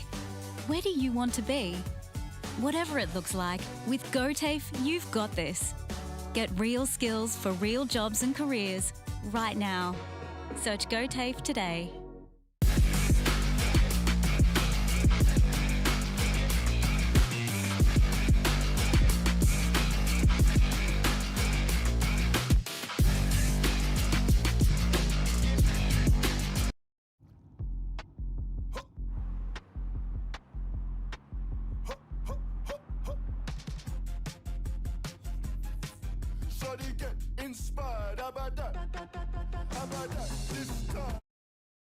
The new Nissan Navara has landed at McRae Nissan with a tougher, more rugged design, Nissan intelligent mobility, advanced off-road capabilities, and a host of on-road refinement. Test drive one today at McRae Nissan.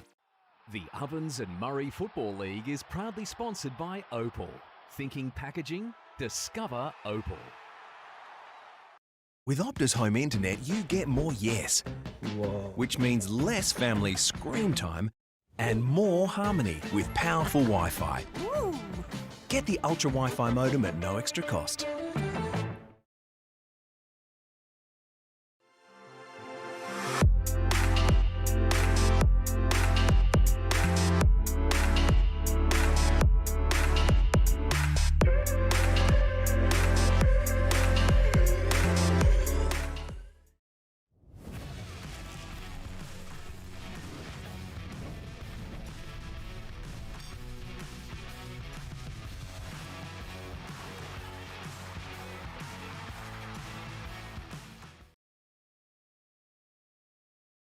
Welcome to Sundancer Homes. We make building your dream home exciting and stress-free.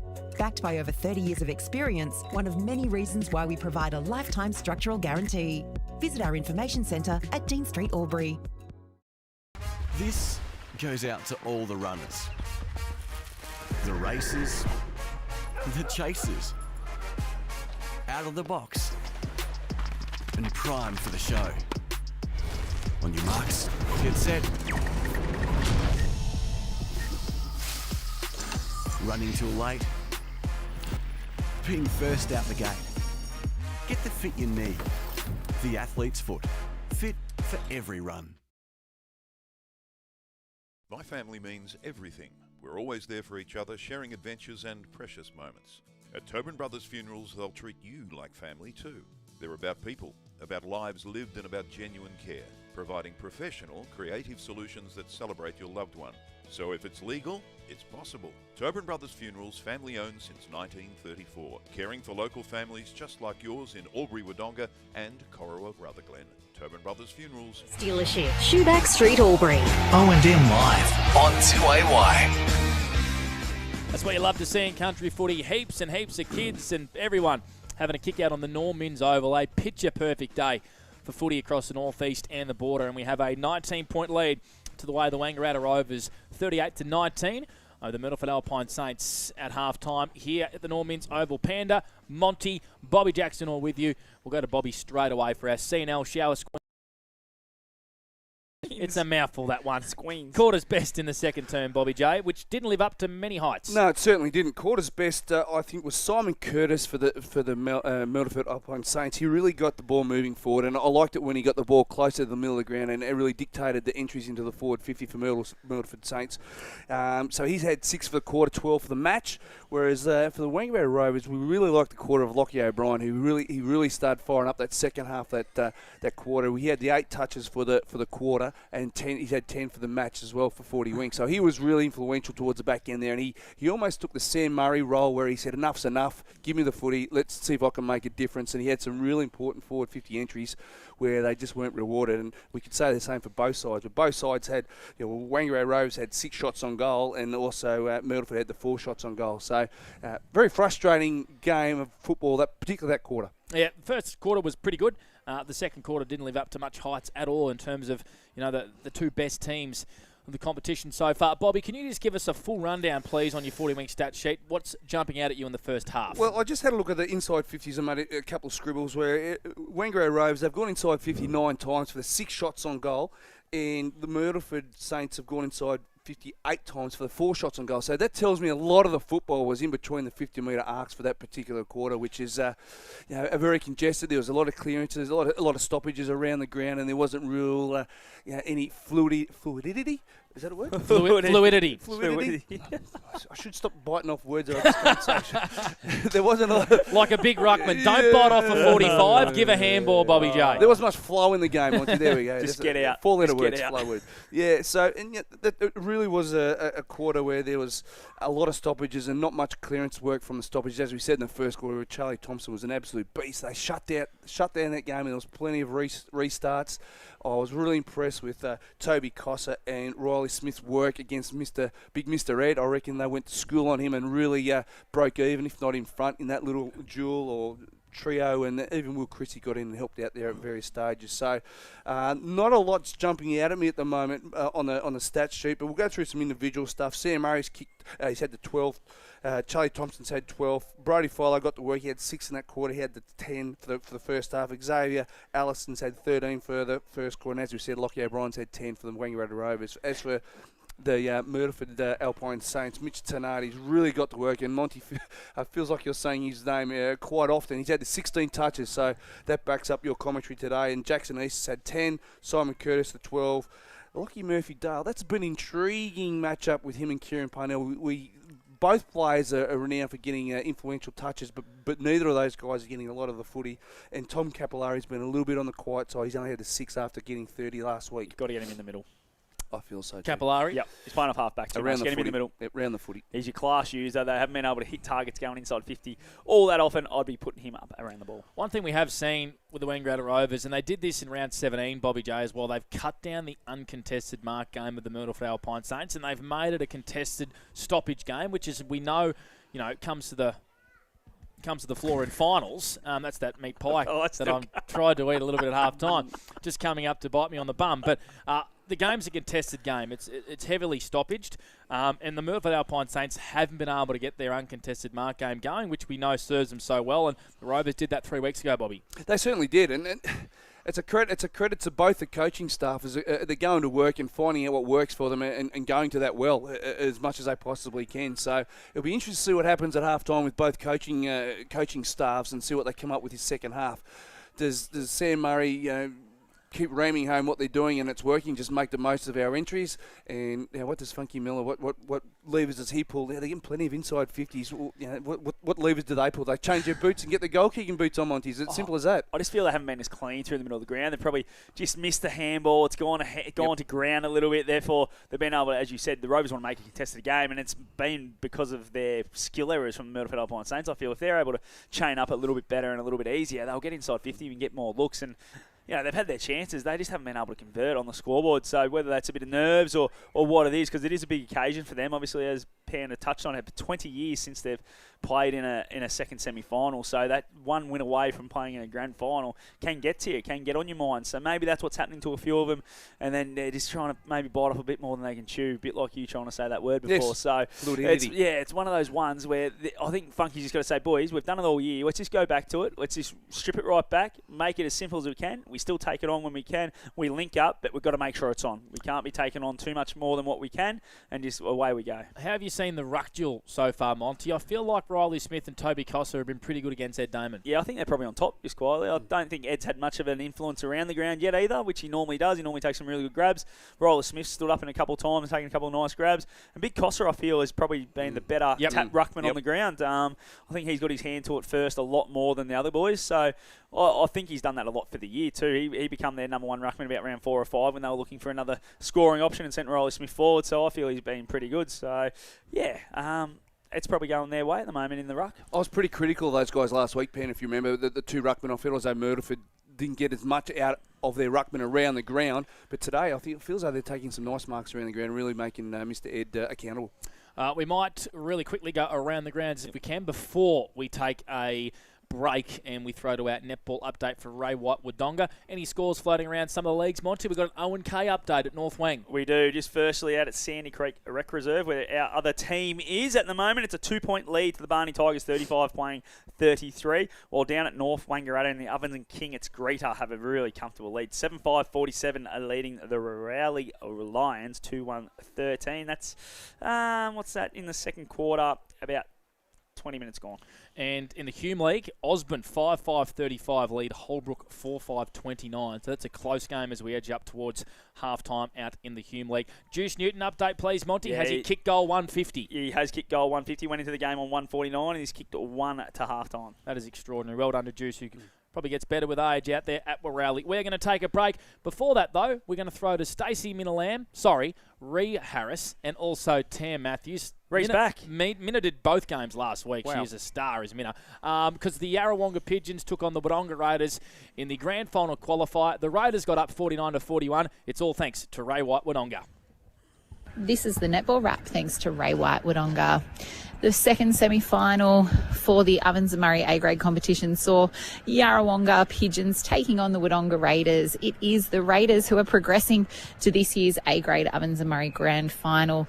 They have earned themselves the week off with a 49-41 win over the Pigeons in a game that for 3 quarters really ebbed and flowed. No one getting any kind of big margin, and if there was a margin, pulling it back. The Raiders girls came home in the fourth quarter with an 18-8 fourth quarter effort, an exceptional effort from the Raiders girls, punching their ticket through to a third consecutive A-grade grand final. Best players on the day, our Anytime Fitness Player of the Day, Taylor Donlan, shooting at a massive 83%. She only missed 7 goals for the day, notching 35. Absolutely fabulous. Eliza Mooney in goalkeeper, getting turnover after turnover and some instrumental rebounds. And Maggie St John and Blaney House really consistent through their mid-court. For the Pigeons, Tilly Kennedy was exceptional through their attacking end, and Hannah Symes and Maisie Pell for defence really tried their hardest to keep them in the game. The Yarrawonga Pigeons await tomorrow's result in semi-final number 1 between the Cororoos and the Lavington Panthers to find out who they will be up against in next week's preliminary final.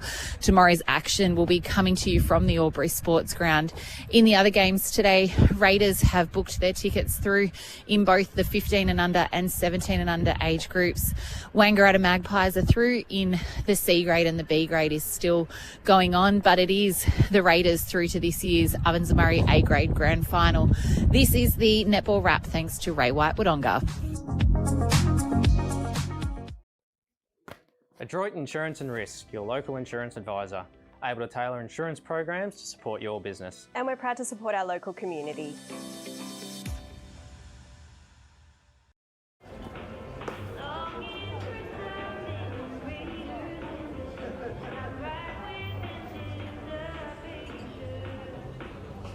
I reckon I'll go mid. Carlton Dry 3.5. Embrace the mid.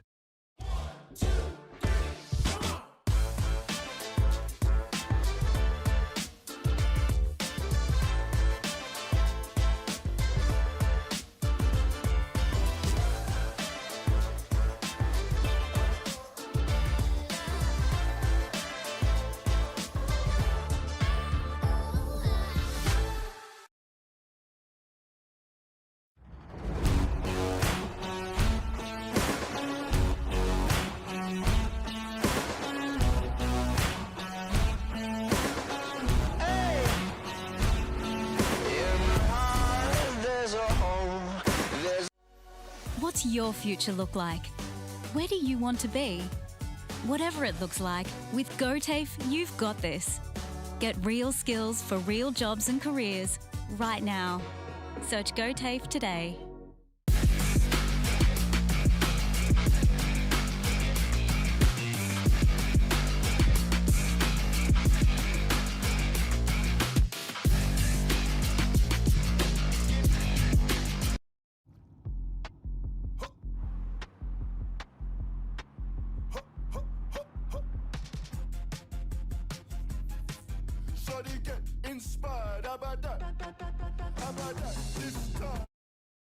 The new Nissan Navara has landed at McRae Nissan with a tougher, more rugged design, Nissan intelligent mobility, advanced off-road capabilities, and a host of on-road refinement. Test drive one today at McRae Nissan.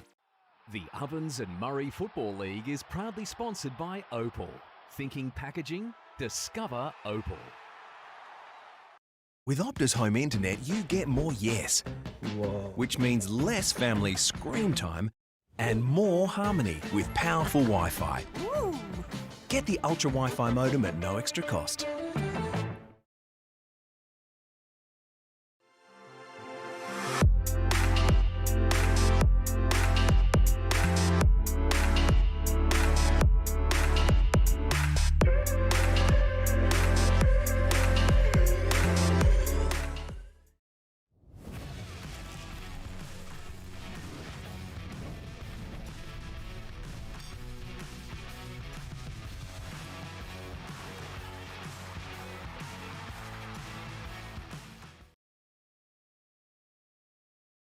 Welcome to Sundancer Homes. We make building your dream home exciting and stress-free.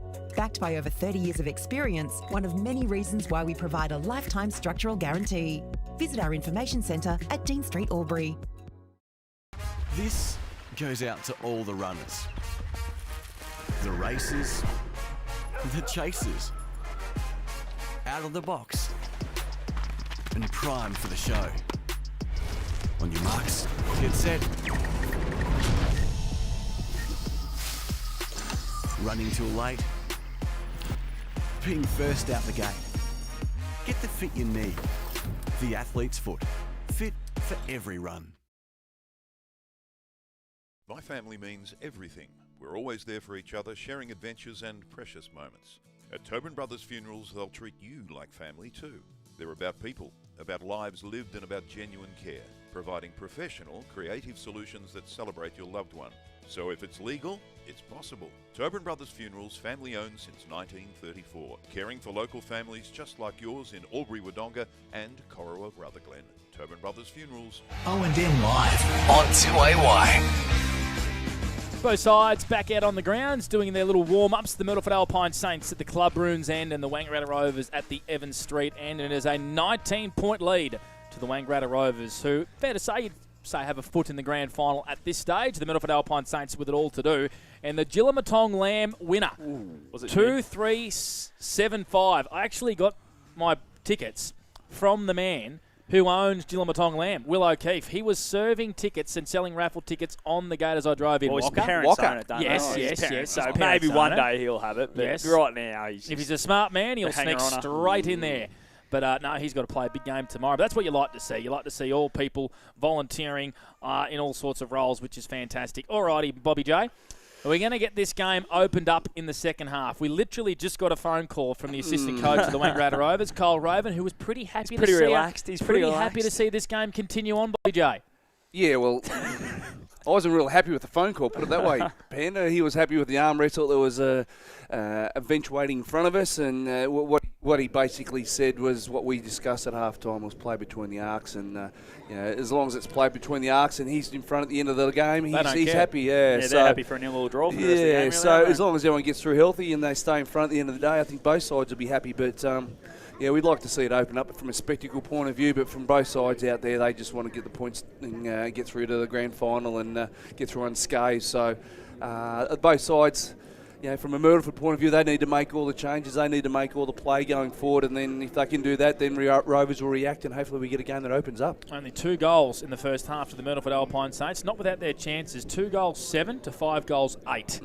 So 4 more scoring shots to the Wangaratta Rovers, but Myrtleford Alpine Saints kicked 1 goal 3 in that second quarter after kicking 1-4 in the first quarter. So with it all to do here in the second half, which is about to get underway, all thanks to Wiesner's. So they're very efficient going inside 50. Like, as you said, 17 entries for the match for Myrtleford Saints, and they've had 9 shots on goal. So they're very efficient when they're going forward inside 50. Just not accurate. No, I think their smalls need to go to work a bit more. I think Brodie Riccardi's been pretty small, pretty quiet. Lockie Murphy-Doe, at his point, he looks like he's going to start up on a wing, so I don't mind that. Change some things up. Lockie Miotto, he's been okay. Kicked a goal. Jackson East has gone forward. So those guys need to get involved and hit the scoreboard here. And Capillari straight in the middle, which we called for at halftime. This is what I like. A coach that says it's not working, let's change some things up, let's make some moves. And the third quarter's underway with Wiesner's with Scotty Montgomery. Smith and Damon go at it again. Give that one to Smith. Being held is Munro. He's going to get the free kick straight away. Muncher gives a handball to Capillari. It's not the kick you want, it's just a worm burner, tumble punt. Well done by Joel Smith. Gets a fist on it. East tackled straight away now for the Saints. Murphy-Dale's handball missed the teammate. Catapan now for the Rovers. Goes into the middle. Finds Thompson. Thompson has it. Middle of the ground here at the Normans Oval. Goes wide and finds Big Ed Damon. Gives it straight away to the Rooster. McCarthy kicks it inside 50. It's not a good one, but it's got over the back of Augusta. Cooper's there to put pressure on. Ferguson tackled straight away by Cooper. He's dispossessed. He's holding the ball.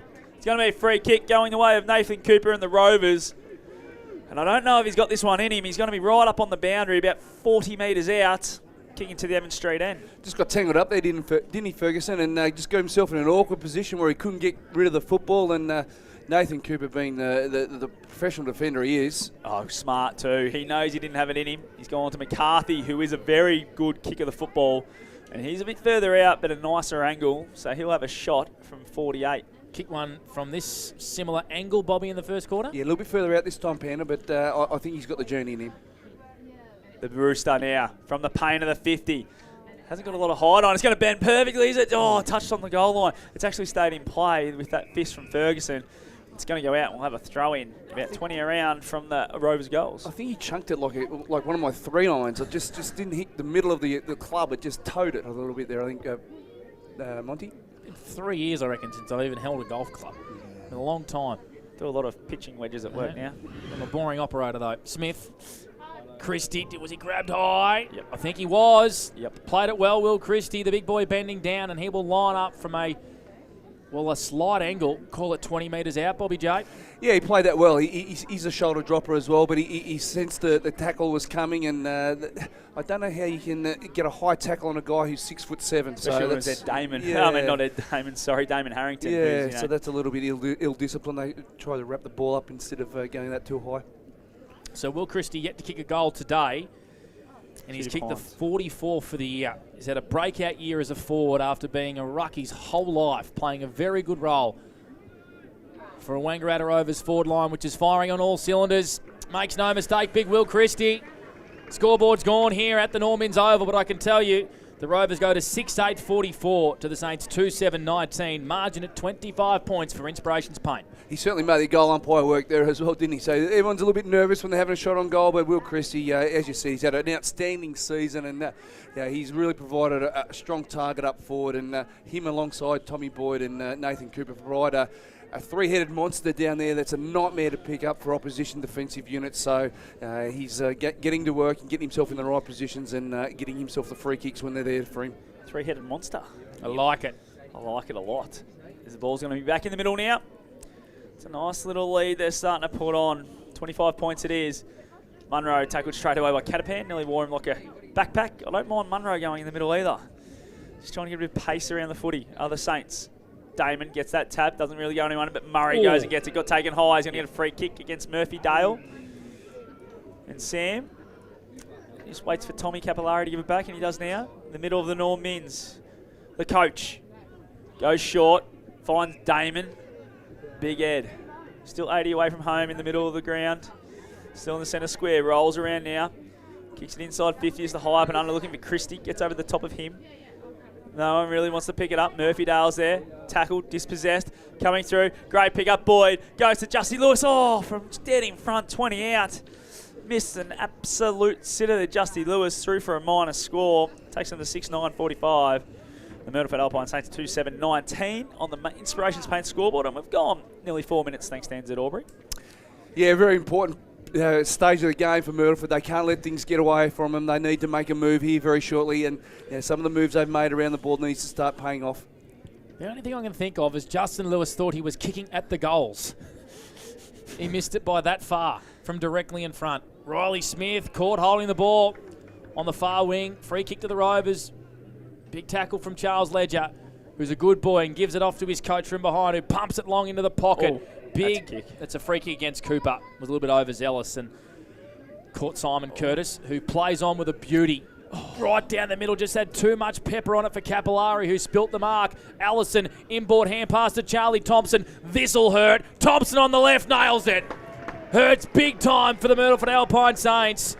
Charlie Thompson with a Sunjan goal today. Margin out to 32 points here at the Normans Oval. Quality finish by Charlie Thompson. A dangerous kick that probably should have been a better executed. And they need to be taking those risks to get themselves back in the game. Change the lane back in those inside 45s. But Xavier Allison, classy, got the handball to Charlie Thompson. And on the left, from 45 metres, that hurts. That really hurts. One thing I reckon we underrate about his game is his goal kicking. That's 18 for the year now, so nearly a goal a game for Charlie Thompson.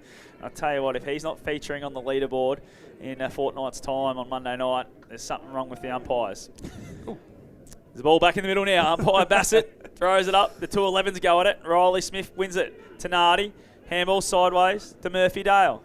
Backwards to Beatty. He's under the pump now by Lewis, but he gets a boot to it. Turned over. Philo has it now at half-back, and he goes straight away. That poof, you could hear it in the effects, Mike. What a kick that is. Oh, great spoil from Ferguson.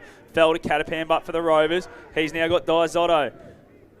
Goes long. Kelvin now takes a mark for the Alpine Saints. And he wants to go short, but now he's not sure what to do. From half-back, it's not a great kick from Riley Kelvin. Philo has it at the top of the 50. Handballs to O'Brien. O'Brien slips over now. Good tackle affected by the Saints. And it's going to be a ball up just inside 50 for the Rovers. With that kick, I tell you what, Kelvin needs to be hitting them. That could have been 2 in a row where they've turned it over at the top of the 50. And the ball up from umpire Bassett. Damon, give that tap to him. Harrington runs into traffic, tries to spin and pirouette with a fend off. Spills out the back of the stoppage to Munro. Hurried kick in the middle of the ground. There's a whistle for a hold. And it's going to go the way of the Rovers. Sorry, the Saints. The umpire did point the wrong way and then corrected himself. East Flicks it on straight away to the run and gun of Bowen Calogero. Inside 50, shallow entry. Rovers so good and calm in defence. Parnell's kick was ordinary as I just gave him a pump up.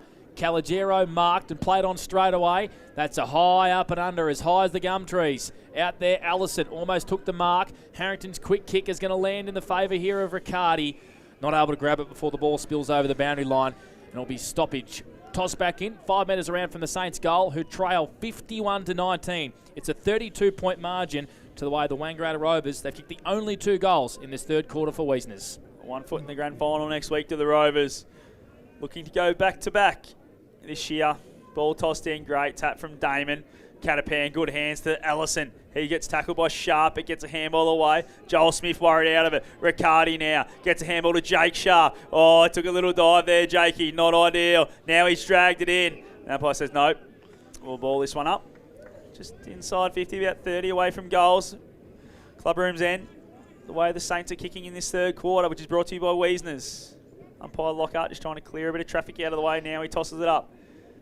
Sharp and Damon comes out now. Follow just runs through Harrington and then goes boof down the line again towards centre wing. There's only one man there. It's big Riley Smith for the Saints, and he'll get the Saints moving forward again.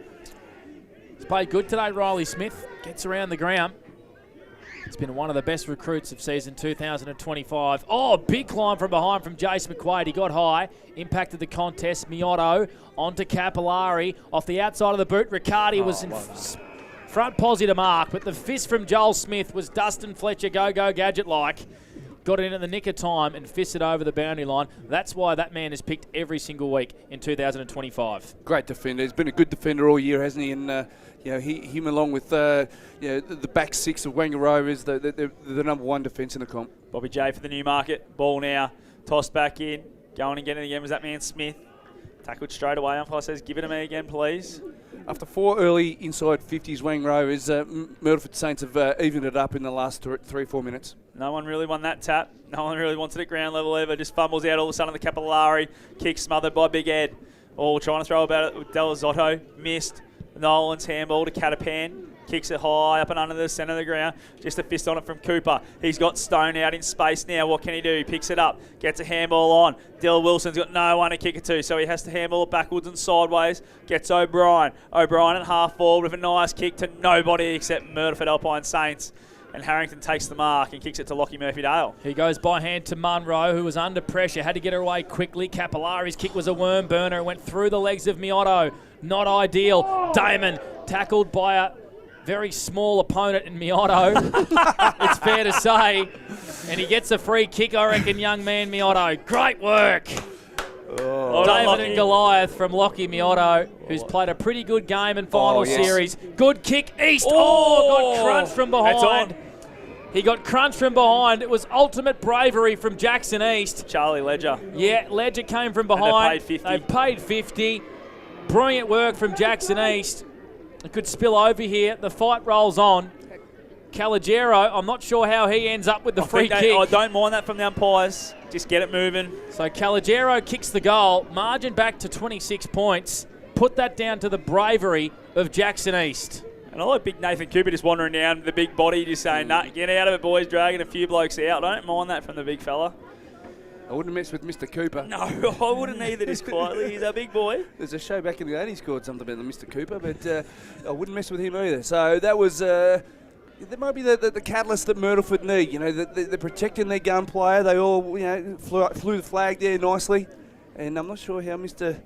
Calogero ended up with that, but I'm with you, Monty. I like how they moved it on pretty quickly. Well, it just stopped anything from boiling over too far, so don't mind it by the umpires.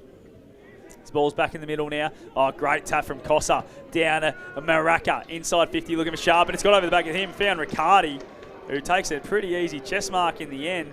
And he'll go back, and I'll tell you, a bit of momentum starting to shift from that 50-metre penalty against Ledger. If Riccardi can put this one in, the Saints are back in it. Very important centre clearance there. You just hope that the ill discipline's not going to be the momentum turner that gets Myrtleford back in the game from Wang Rovers' point of view. But very important kick here from Mr. Riccardi. 24 goals on the season so far for Brodie. Riccardi kicks it. Doesn't like it. Another minor score. Jeez, they're letting it slip here, the Saints. They're the ones they've got to take. 7-9, 51, 3-8, 26.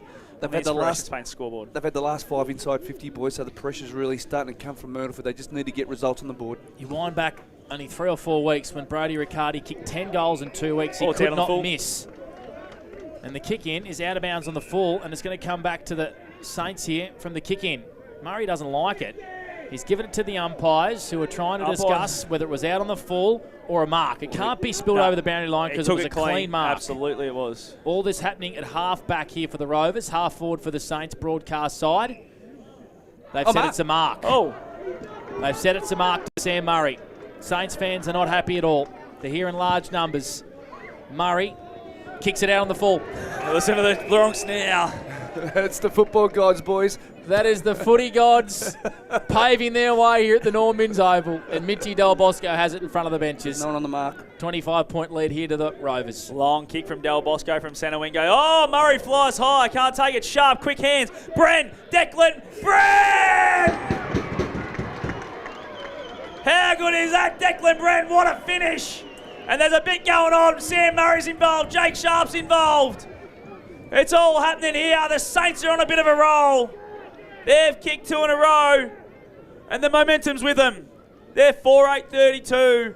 The Rovers are 7-9-51 on the Inspirations Paint scoreboard, and we're going 13 minutes thanks to NZ Albury. Some real reward for 40 inside 50 entries here, lads. The last 6 have gone to Myrtleford, and they're starting to hit the scoreboard and put some real pressure on. The game's up for grabs here. Starting to respond. What a fantastic finish by Declan Brent. So they've kicked 2 quick ones. Have the Myrtleford Alpine Saints. 2 goals apiece in this third quarter for Wiesners. And just like that, the second semi-final is alive and well. Philo, free kick for a hold. Had to be a free kick against Capillari. It's a free kick to Brodie. That had to be 50. That has to be. He's done that 50. On purpose. Every day of the week, Lockie Murphy. That's smart if you get away from it with it. So he has to give the ball back to the opponent. And he kicked it 10 metres over his head. Umpire Tommy Lockhart missed that one. Philo, a big penetrating kick into the pocket. Thompson got 2 hands to it. Wasn't able to mark. Cooper picks it up. Snaps on goal. It's a high up and under. It's not going to score. It isn't. It stays in play. Now it's out of bounds. Agosta didn't want to mark it. He was happy to see it over the boundary line. And it'll be thrown back in deep into the Wang Rovers attack. 51 plays 32. They're up by 19, the Rovers, for Inspirations Paint.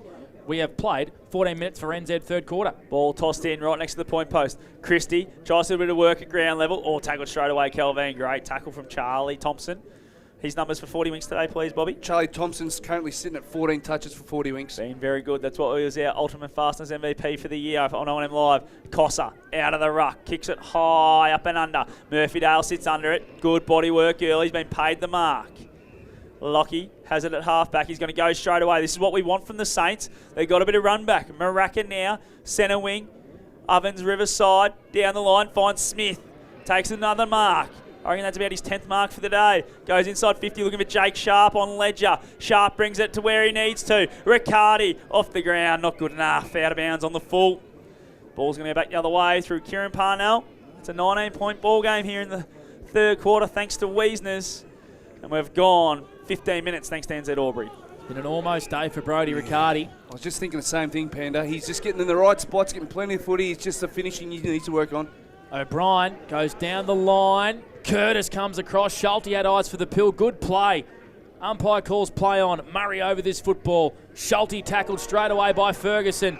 Curtis happy to see it over the boundary line as the 2 number 13s collide right in front of the Wang Rovers bench. And it'll be thrown back in. 32, the Saints.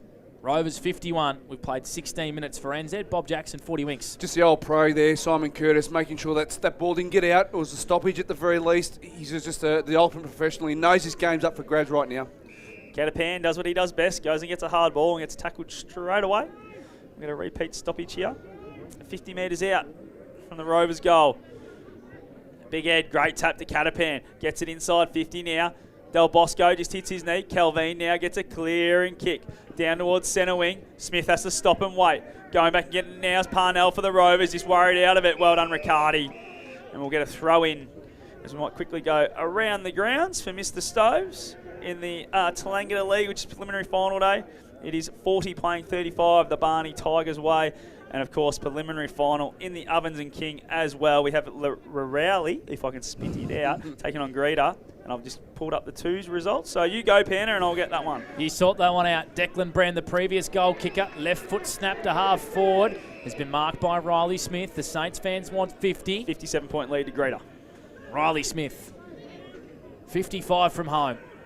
Jake Sharp, the deepest forward. Oh, what a mark. What an intercept mark from Kieran Parnell. He's been reasonably quiet today, but he's doing his job in defence. That was an elite body and paint mark of the day from Kieran. He goes short and finds Jez Rigoni deep in defence for the Rovers. I can't help but the move of Lockie Murphy-Dale onto the wing can free Kieran Parnell up across half-back to play his natural role. Long kick from Rigoni. That man's theirs again. Simon Curtis for the Saints gives it to Tenardi. Handball on. Harrington's kick inside 50. Looking for someone, but oh, geez, that's a good grab. Umpire says play on. Ball at ground level now. Thought the mark could have been paid there to Ledger. But the umpire says no. We'll have a ball up instead. 25 away from the Saints' goals. They're building here, the Saints. 19-point ball game.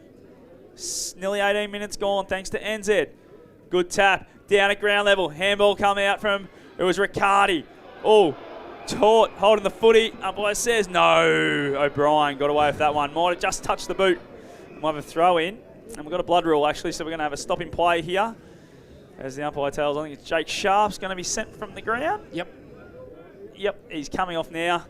And we'll have a throw in. As I said, about 10 metres around. Once a Bowen Collegiero gets to his place, he's allowed to go. Just reminding everyone that the Wodonga Raiders have booked their spot in the SS&A Ovens and Murray A-grade netball grand final over the Yarrawonga Pigeons. They won today 49-41. And of course tomorrow, Lavington play Corowa in the sudden death semi-final, that one at the Albury Sports Ground, and Lavington play Wangaratta. Tomorrow we'll be calling that one, of course, on 2AY Edge FM and O&M Snapprint Solutions TV. Monty. Absolutely. As a big Toby Cosses made his way onto the ground. Oh, it's a nice little gash Jake Sharp has too, just quietly. The ball tossed in by our man Clarence. Good tap there. Down at ground level is Parnell. Clearing, kick. Riley Smith can't quite be clean. Ball's is fumbling around. Ferguson for the Saints gets a handball sideways. No one's clean again at ground level. This is the sort of skill error we're talking about from the Saints. It's costing him that kick inside 50. Luckily, has found the chest of Lockie Murphy-Dale, who's going to go short and go to Capillari, who's just wandered in.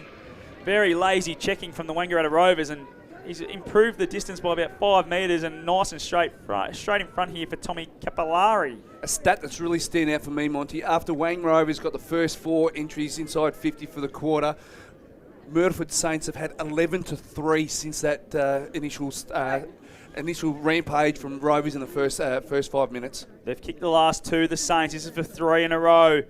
Tommy Capillari's working his way into it in this second half. What can he do from 45? Tommy Capillari! Sunjan goal today to the Saints and to Tommy Capillari. They're right back in this ball game. It's 5-8, 38, 7-9, 51, 13 points on the Inspirations Paint scoreboard. And we've gone 20 minutes thanks to NZ Albury. Finally, they're starting to get some reward for inside 50s. Tommy Capillari, you called for it at half-time, Monty, to get him in the middle, and he's instantly had an impact on this game. Capillari munches Munro through the middle. They've really had an impact on this game, and they've got the Myrtleford Saints back in it. 13 points of difference. Game on. So the game's changed here at the Normans Oval. As Bobby and Monty called then, all the big guns firing for the Myrtleford Alpine Saints, who trailed at half-time by 19 points. The margin blew out to 32 when Charlie Thompson kicked a goal at the 5th minute mark. And now it sits at 13. We've played 20 minutes for NZ Albury. East able to get a hand pass away, but Lockie O'Brien breaks through with pace, checks his kick beautifully for Cooper. What? Elite body and paint player of the day from Lockie O'Brien, who could have fired on goal. He kicked it into a pocket of space, and Cooper can line up for his second goal. I'd like to go out there and ask Kai Agosta what he was doing, because he was the direct opponent of Cooper, and he was 10 metres in front of him as Lockie O'Brien broke through the centre of the ground there. So I don't know why he didn't battle his backside off to get back and find him. Good old-fashioned brain fart, Monty. Oh, big time. Could cost them too, very costly. Dearly with all that momentum going their way, Bobby. Very costly, and Nathan Cooper. So Nathan Cooper has already kicked one, the big boy. Directly in front. Ooh, he's hooked it. It's a let-off. It is indeed. 7-10, the Wangaratta Rovers. 52 to Myrtleford 5-8-38. The margin at 14 points. We've played 21 minutes for NZ. Third quarter scoreboard for Inspirations Paint. I tell you what, that's a real let-off. It's a nice kick from Del Bosco. Go down the line, finds Tenardi. He's 40 wings, please, Bobby. That's 20 for Mitch today. Been real busy. Back to Del Bosco. Del Bosco now to half forward. Oh, good spoil coming through from Ledger. Well done at ground level was Maracca. Found its way to Harrington, but he gets wrapped up straight away. A nice bit of play there from the Saints. They've gone from fullback to half forward in a heartbeat. Umpire Bassett just making sure the ruckmen get there. Costa and Big Ed. Costa tries to take it out of the ruck, dispossessed. East kick inside 50. Well set up, Nathan Cooper. They know it's late in the quarter. He's gone back as a loose, and his kick's a beauty out in front of Big Ed if it sits for him. It does. He keeps it in, Big Ed Damon, who torpedo punts a worm burner down the ground. Del Bosco run into trouble. Good tackle from Dill Wilson. And the Rovers win it back at half forward in a dangerous position. All their numbers flood inside forward 50. He's got a lead in the pocket from big Tom Boyd. He's got 2 to beat. It's over his head, and Simon Curtis cops a Falcon square in the melon from that hard bounce off the turf.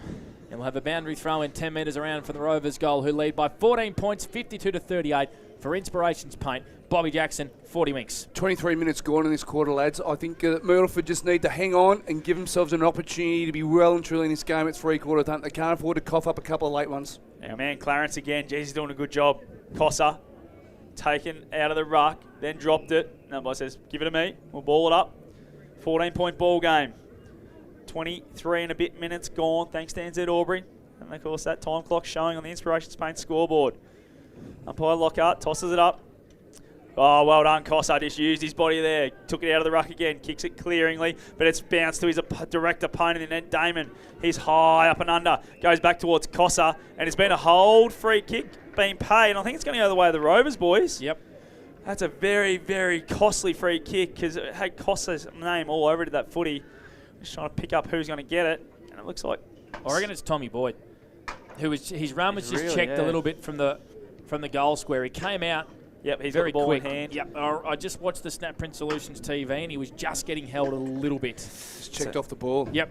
Tom Boyd going to go back for number 3 here, Bobby J. And that's a defender's way of stopping a run at the ball and getting Tommy Boyd a run at the footy to mark. So that's a check gone wrong, I believe, Panda. Yeah, he just sort of grabbed the arm, didn't he? Just didn't let him run out. It's a bit ticky, touch wood, but it was probably there. It's Tommy Boyd from 25 out, straight in front. Kicks it and didn't like it off the boot at all. Another minor score. That's his 5th shot at goals, boys. And he's 2 goals, 3. So real coach killer there. It just extends that lead just a little bit. 15-point ball game. 53 playing 38 on the Inspirations Paint scoreboard, and 25 minutes nearly gone for NZ Albury. Third turn for Wiesners.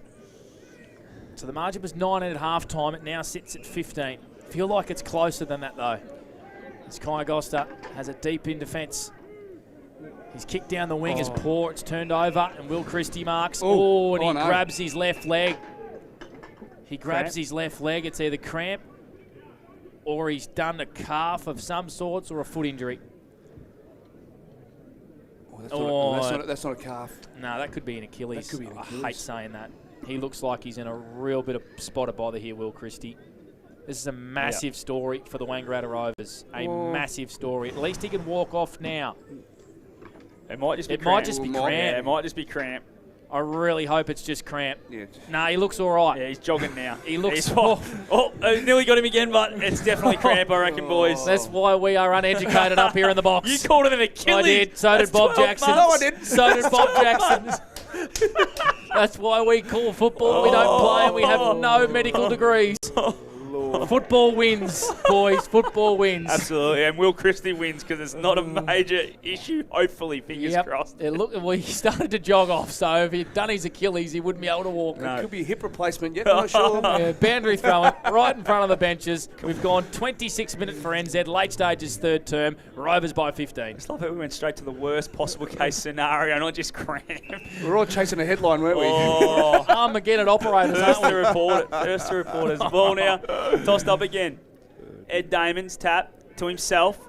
takes them on. Umpire says, give it to me. We'll have a repeat stoppage. I can't help but Cossa and Smith have really quelled Big Ed's influence around the stoppages. I reckon Toby Cossa's the best player on the ground at the moment. Absolutely. Great link up here. Had Capillari, had Munro, and then it had was Tenardi. Kick to Harrington, handballs to Maracca. Maracca from 50. Does it bounce? It does! Josh Maracca with a great goal from 50 out. The Saints are right back in this game, boys. 4 in a row to them. They are flying in this third quarter. And it's a ball game. 9 points. 7-11, 53 the Rovers. 6-8, 44 the Saints. And we've gone 27 thanks to NZ Albury. Josh, one of those unheralded stars that Myrtleford Alpine Saints have got up there in the hills. He's been an outstanding player for most of the season, and he's dished it up again today. He's been a really quality performer today. And the Saints, they're on the march here, boys. They're on the march. They certainly are. The last 4 goals of the game.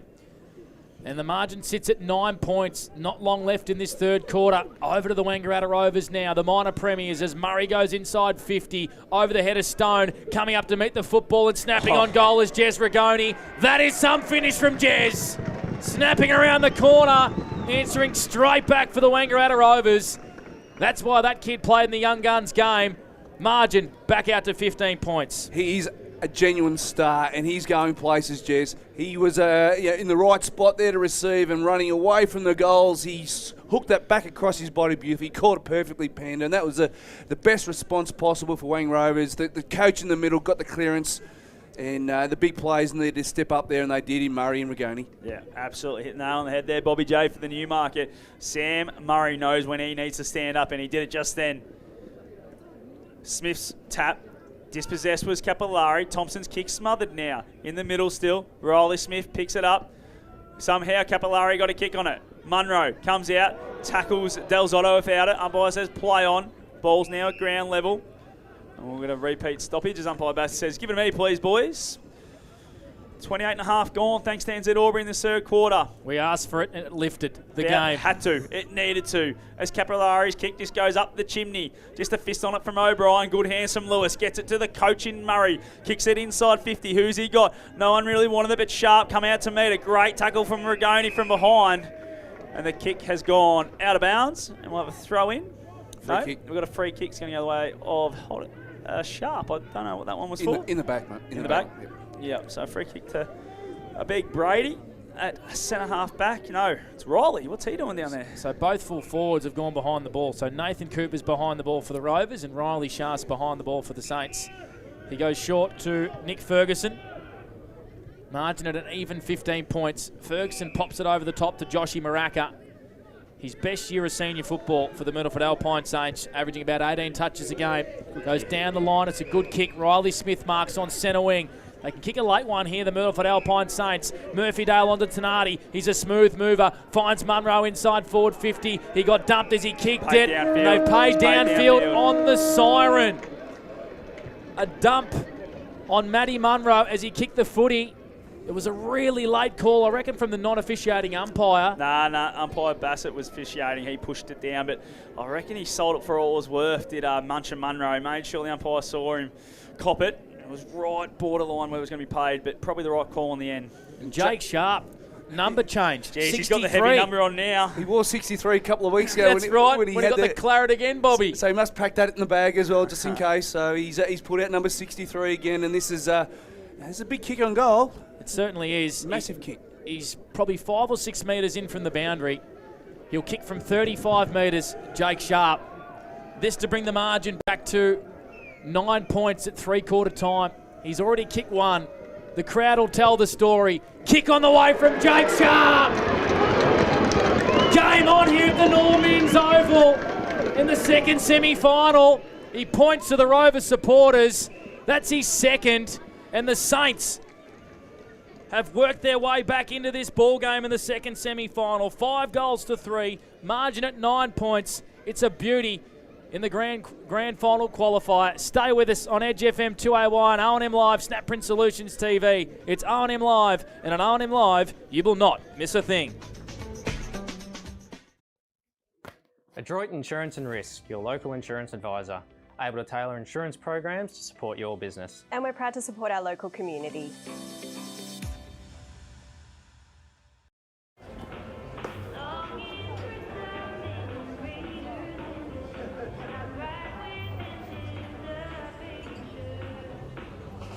I reckon I'll go mid.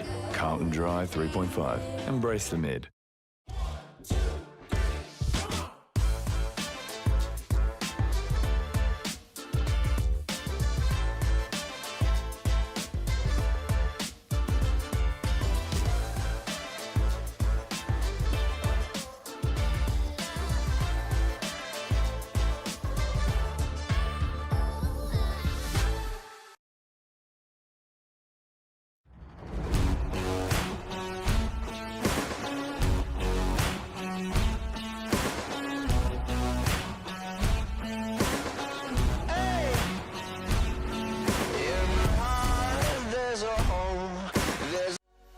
What's your future look like? Where do you want to be? Whatever it looks like, with GoTAFE, you've got this. Get real skills for real jobs and careers right now. Search GoTAFE today.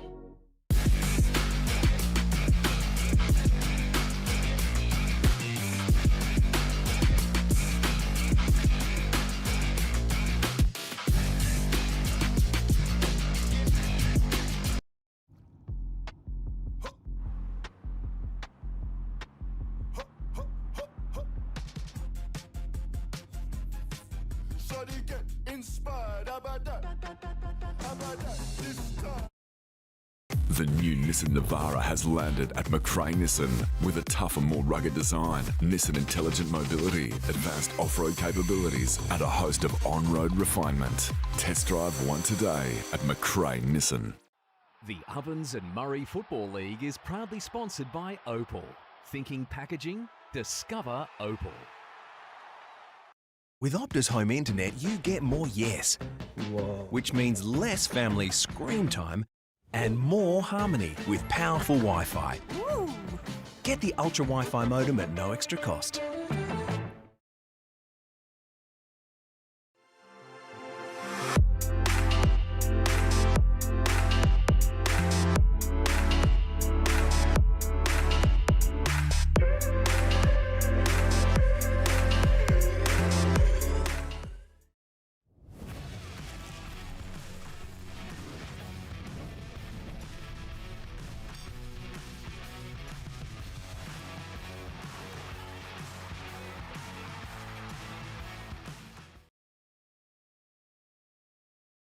Welcome to Sundancer Homes. We make building your dream home exciting and stress-free. Backed by over 30 years of experience, one of many reasons why we provide a lifetime structural guarantee.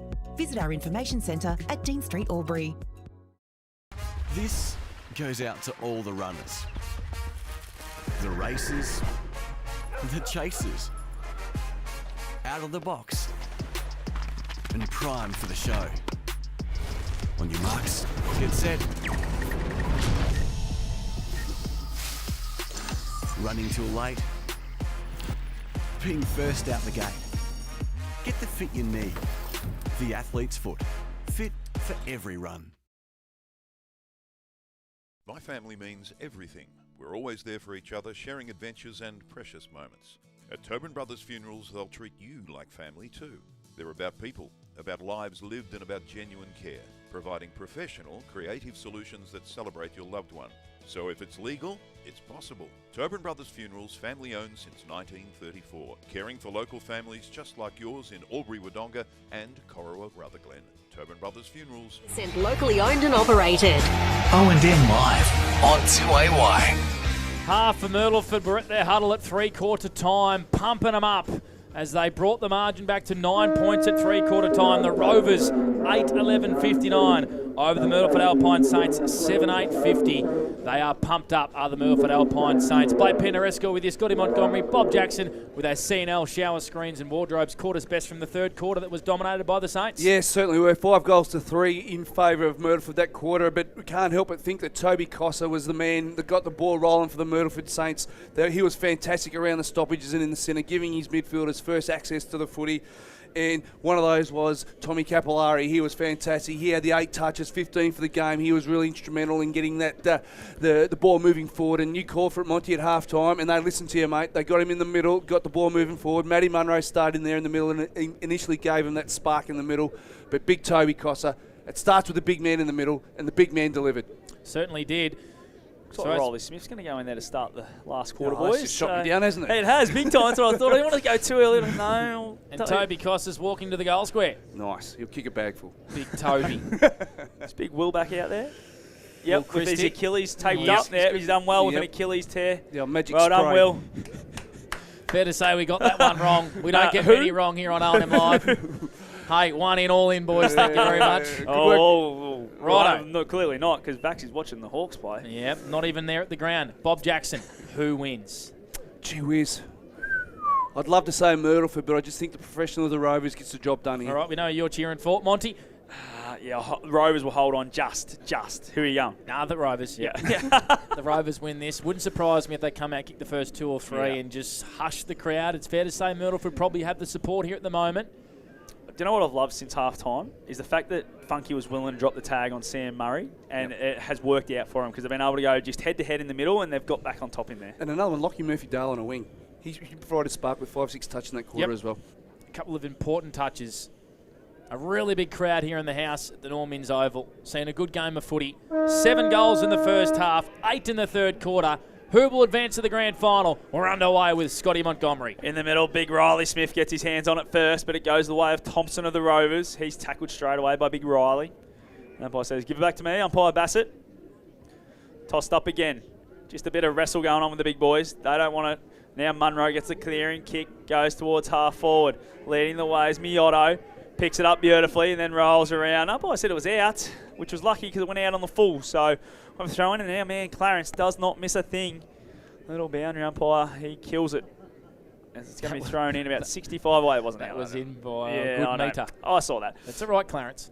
But it's going to be thrown in now, 60 away from the Rovers end. Toss back in. Big Riley Smith first mitts to it. It's torpedo punted out of there by the Rovers defence. Diesel Beatty got 2 hands to it and almost cleaned up by his own man. Philo into the leading lane of Tommy Boyd, who can give it back to Philo if he wants. Lead comes from Cooper. That's ignored. In fact, it was Rigoni. Christie also lead. And Tommy Boyd says, I'm going to go back here and have a shot from probably 50 metres out, 45-degree angle. He's kicked 2 goals, 3 for the day. Yeah, he's had a bit of a mixed day, hasn't he, Tommy? But big game player. He's expected to play well in the big game, so this is a big test for Tommy. Of course, was Team of the Year centre-half back last year. He's played at both ends of the ground this year on his return from a syndesmosis injury. This for the settler to start the fourth quarter. Tom Boyd touched on the line. It stayed in play. It was a big fist from the Myrtleford Alpine Saints. It snapped around the corner anyway. Jez Rigoni's kicked his second. What a move from the Rovers coaching staff to put Jez forward. Boyd's shot on goal fell short. He rode that beautifully. Margin back out to 15 points. What a classy finish. That's 2 classy finishes on the right foot by Jez Rigoni. That's a quality finish. I can't help but think that we won't be seeing too much more of this young fella going forward. He oozes class, and his last 2 touches have really backed that up with 2 quality finishes and giving his side the perfect start this last quarter. Really good work from Myrtleford Alpine Saints, but the fist had to go through for a point, didn't it? He couldn't come forward because that's where all the Wang Rovers boys were. So just really good to get back there and help out, but just got to get it through. The ball's back in the middle now. 15-point ball game. Rovers way. Sam Murray starting to just stamp himself in this game. Kick to Rigoni. So's this kid. He's been really big in the second half. Mitchy Dell doesn't want to give it back to him. Give his teammates a couple of extra seconds to get back and help out in defence as Rigoni has it 70 from home. Kicking to the club room's end here at the Normans Oval. Second semi-final day. Winner through to a grand final. Kick to Cooper! Great grab from Cooper. It's an elite body and paint mark of the day, and he'll go back and have a shot for his second. If Christie doesn't get you, if Boyd doesn't get you, Cooper's going to get you. The 3-headed monster's really coming to play here, and he's taken an outstanding mark there, floating across, almost unmanned to a point. He's really owned the aerial duel here with Augusta today.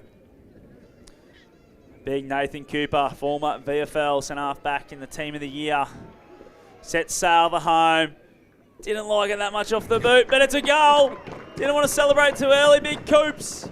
That's his second. It's goal number 37 for the year for the big forward.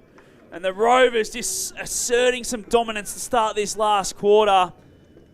They go to 10-11, 71.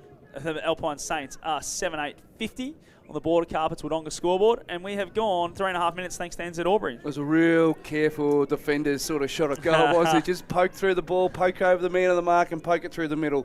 They've got all the footy in this first 4 or 5 minutes of the last quarter, Wang Rovers. They've had all the footy.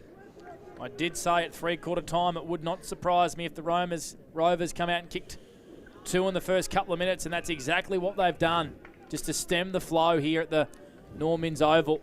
Oh, Nostradamus. Just like that Achilles injuries we had in the third quarter.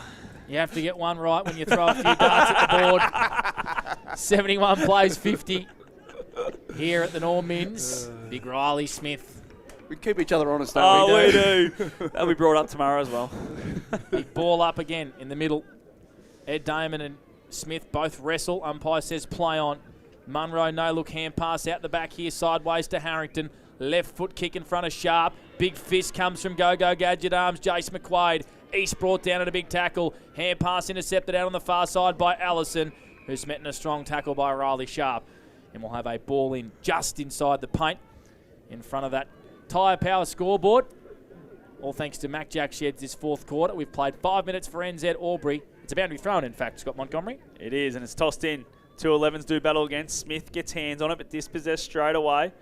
Umpire circling, umpire Bassett says, give it to me, boys. I've had enough. 21-point ball game here. First 2 goals of the quarter, going the way of the Rovers.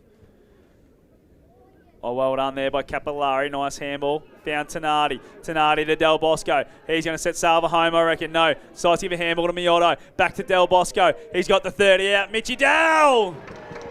Sunjan goal today to Mitchie. The captain of the Saints stood up when it was needed. That's his first of the day.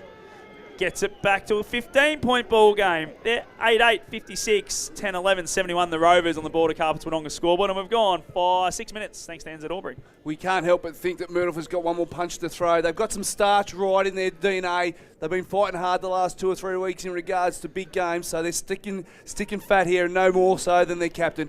Mitchie Dell bleeds black, red and white, and that was very much so in that goal there. They just worked it out beautifully, didn't they?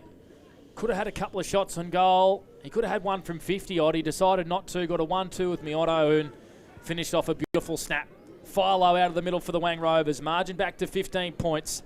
Capillari lending a hand there for the Saints. Justin Lewis tight on his hammer. Capillari does well. His kick, though, was a worm burner. Good, clean hands from Munro, who flicks it out towards East. But the boundary line wins out on the far side of the Normans Oval. Fourth quarter, all thanks to Mac Jack Sheds. Winner straight through to the Ovens and Murray Grand Final in 2 weeks' time. And the loser has to butter up next week at Birralee Park and play the Lavington or Wangaratta. O'Brien on to Smith. It's a high up and under to half forward. Christie got 2 hands to it. Took an elite body and paint mark of the day in the middle of the Normans Oval, and he can slow things down here for the Rovers. He has to just allow his teammates to get back inside 50. Big Will. His kick's high up and under. Murphy Dale gets back in the hole. Coming out was Sam Murray. What can Murray do? Gets it at ground level. Handball's chopped off by Murphy Dale. He now has Miotto on the run on the over the lap. Overlap, he can't pick it up, but Smith, well done, Joel Smith. Now it's found its way towards Allison. Allison taps it towards the boundary. And that's a big win from the Rovers on centre wing because the Saints were out then. But just well done and well read by Joel Smith, who come up, met it, and took it out of bounds. We'll have a throw in right in front of us by young Clarence.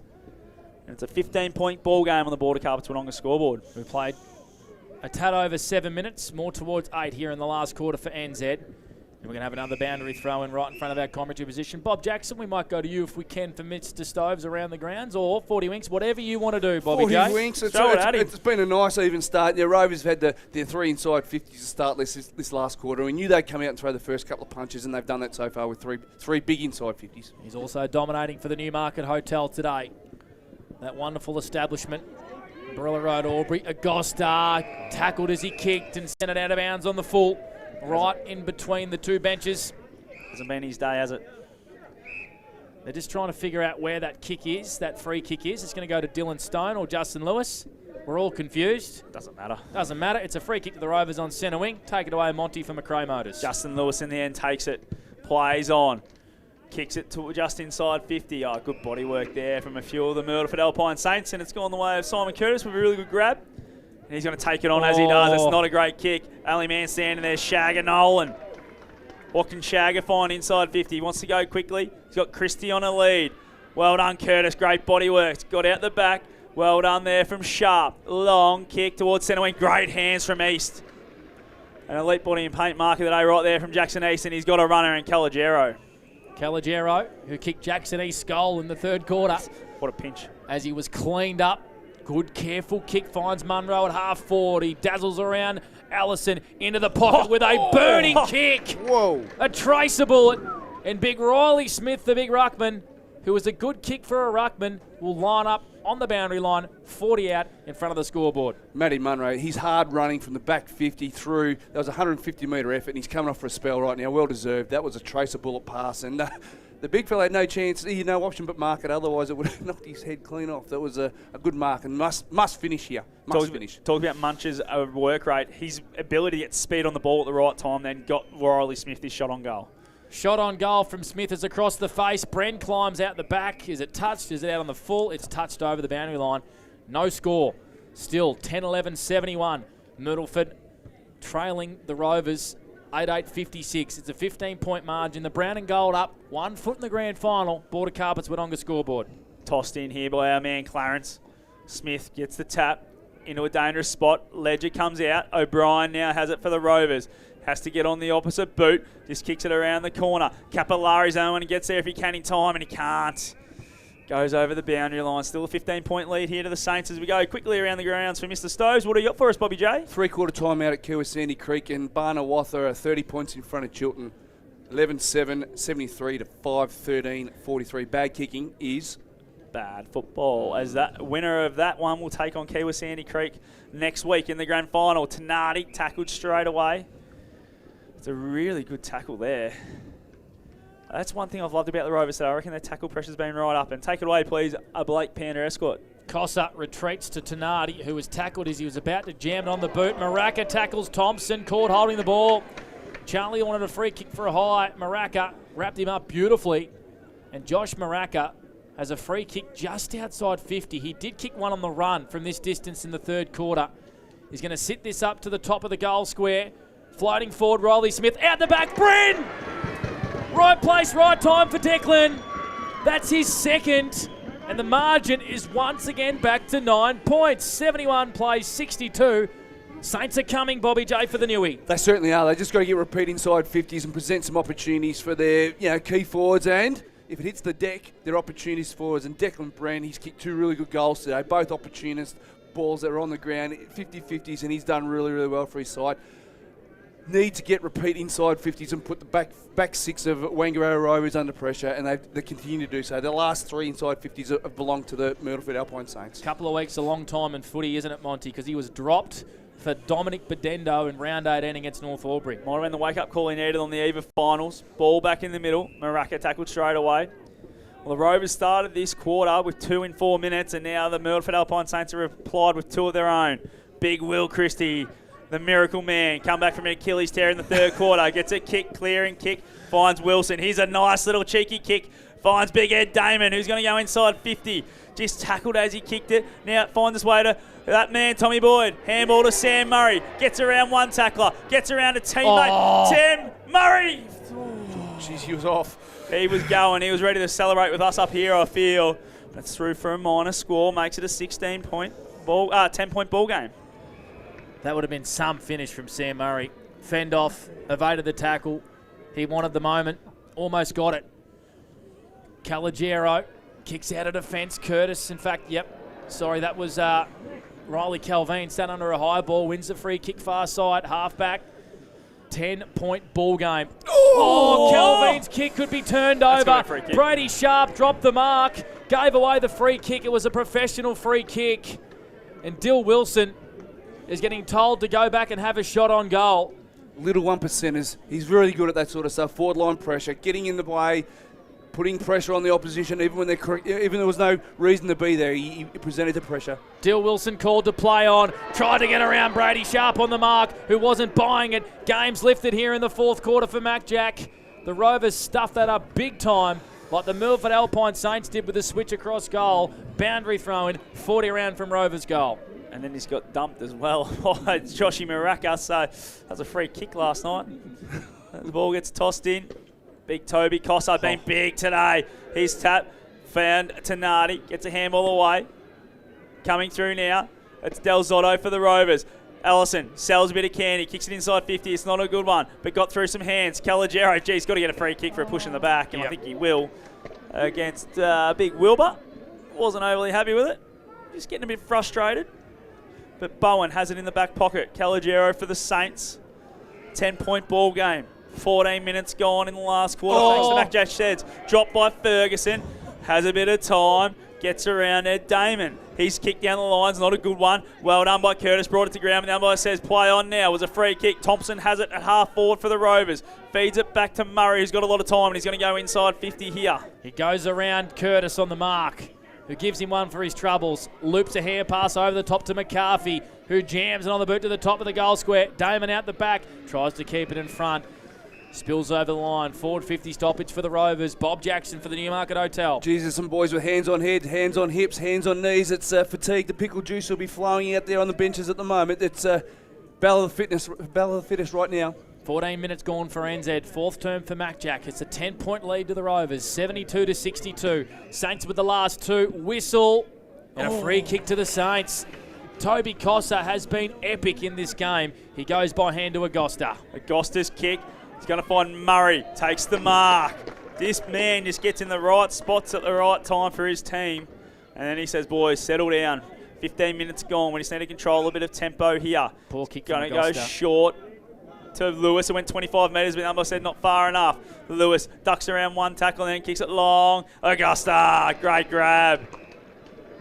That's an elite body and paint marker of the day right there for Big Kai. Hasn't been his day, but he stood up there for his team. He's going to go sideways. He's found a teammate who just took the mark, and it's Declan Brent who's worked down there from the forward line. He's kicked 2 goals, one in this last quarter, Brent. Going to hug the boundary line. Caught behind was Murphy Dale. Just gave away a holding free kick. Much bigger opponent, Cooper, was camped at the front. On centre wing, a free kick to the Rovers. Ovens River side of the ground. 72 plays 62. 2 goals apiece in this fourth term for Mac Jack. Rovers lead. It's a shallow kick from Cooper. Climbing from behind and forcing it to ground was Schulte. Hand pass over the top to Catapan. Hurried left foot kick. Damon! Climbed high, took the mark against Toby Cossar. And Ed Damon can go back and make the margin 16 points directly in front, 40 out. That's 10 inside 50s to 4 this quarter in favour of Wang Rovers. Just a weight of numbers. It's the damn wall is holding together, but you know the amount of pressure that they're going to get shots on goal. They need to get the ball moving forward. Myrtleford was such an important cog in last year's grand final epic win. Ed Damon, he was a Did Simpson medalist. He's been the best ruckman in 2025. Comes in directly in front and he's hooked it. Led off for the Myrtleford Alpine Saints. 10-13-73 the Rovers. The Saints 9-8-62 on the Border Carpets Wodonga scoreboard. 17 minutes gone for NZ. Still enough time, Monty, for the Saints. Simon Curtis with a long boot towards Bren, but it's a good fist from the Rovers. Murphy Dale can't pick it up. Coming through is Lewis. Hard at it. Tackled. Umpire says, give it to me, boys. It's game on here, boys. This is what we want in this second half.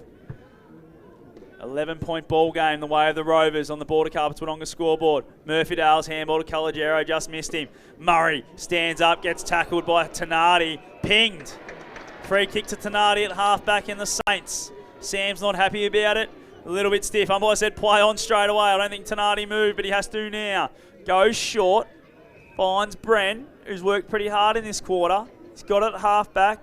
Ovens River side of the ground. Bren long down the line, looking for Smith over the top, can't take it. Munro crumbs it well, plays on straight away with it, kicks it inside 50, looking for Jake Sharp. Getting back to help out the Rovers is Lockie O'Brien, and he's got a nice clearing kick to Charlie Thompson. Oh, just went past the outreaching arms of Charlie. Almost allowed the Saints in there. Tenardi scrapping hands and knees at ground level. Thompson hurried kick away into the middle of the ground. He was grabbed as he kicked. McCarthy, clean football to win on the wing. Goes by hand to Rigoni. He's kicked 2. All players buggered. Boundary throwing right in front of our commentary position. Bobby J, this is great finals footy. They are out on their feet, literally out on their feet. It's been a nice warm day here at Wangaratta, so they've got to dig deep now. Maybe 8 minutes, 10 minutes left on the clock. They need to dig deep for a spot in the grand final. Tossed right in front of our broadcast position here. East has it now for the Saints. Gets a kick inside 50, looking for Sharp. Oh, over the top. Jace McQuaid can't take it. Umpire says play on. Jake Sharp, handball, just coughs it straight up to Philo. He's the kick, just gets some distance down the line, and Beatty's touched that. It would have been out on the full. Instead, young Clarence says that's touched. We'll throw it back in right in front of us again as we might get some 40-wing stats from Bobby J. Inside 50s, 10-5 in this last quarter. Stoppages, Myrtleford are winning the stoppage battle this last quarter as well, so that may be an area where they can expose the Rovers in this last 5 minutes. Both ruckmen had each other's jumper there as East was tackled. Oh, wonderful mark from Justin Lewis. Back with the flight. Smallest man on the ground. It's tough. He is as tough as nails, the boy from Corowa. An elite body and paint mark of the day for the Rovers at halfback. 73 plays 62. Rovers lead by 11 points. For Border Carpets, we played 19 and a bit minutes for NZ.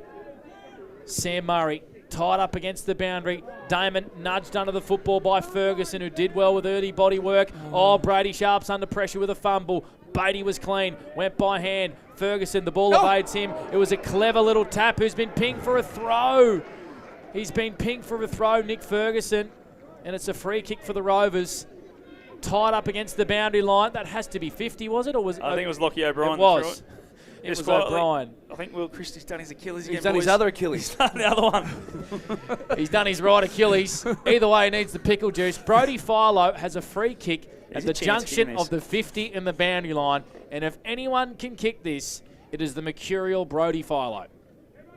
He'll celebrate it too if he does. Well, he's right in front of the Rovers faithful. Don't even bother leading, boys. You're not handball. He knows the moment.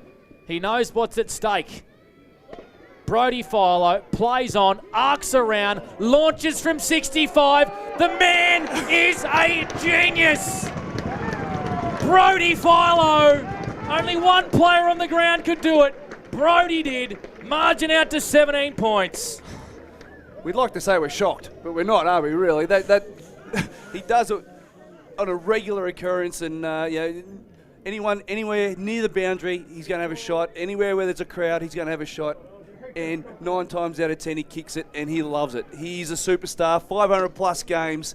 Yeah, unbelievable player for a long period of time, and that was dead centre. That never was missing.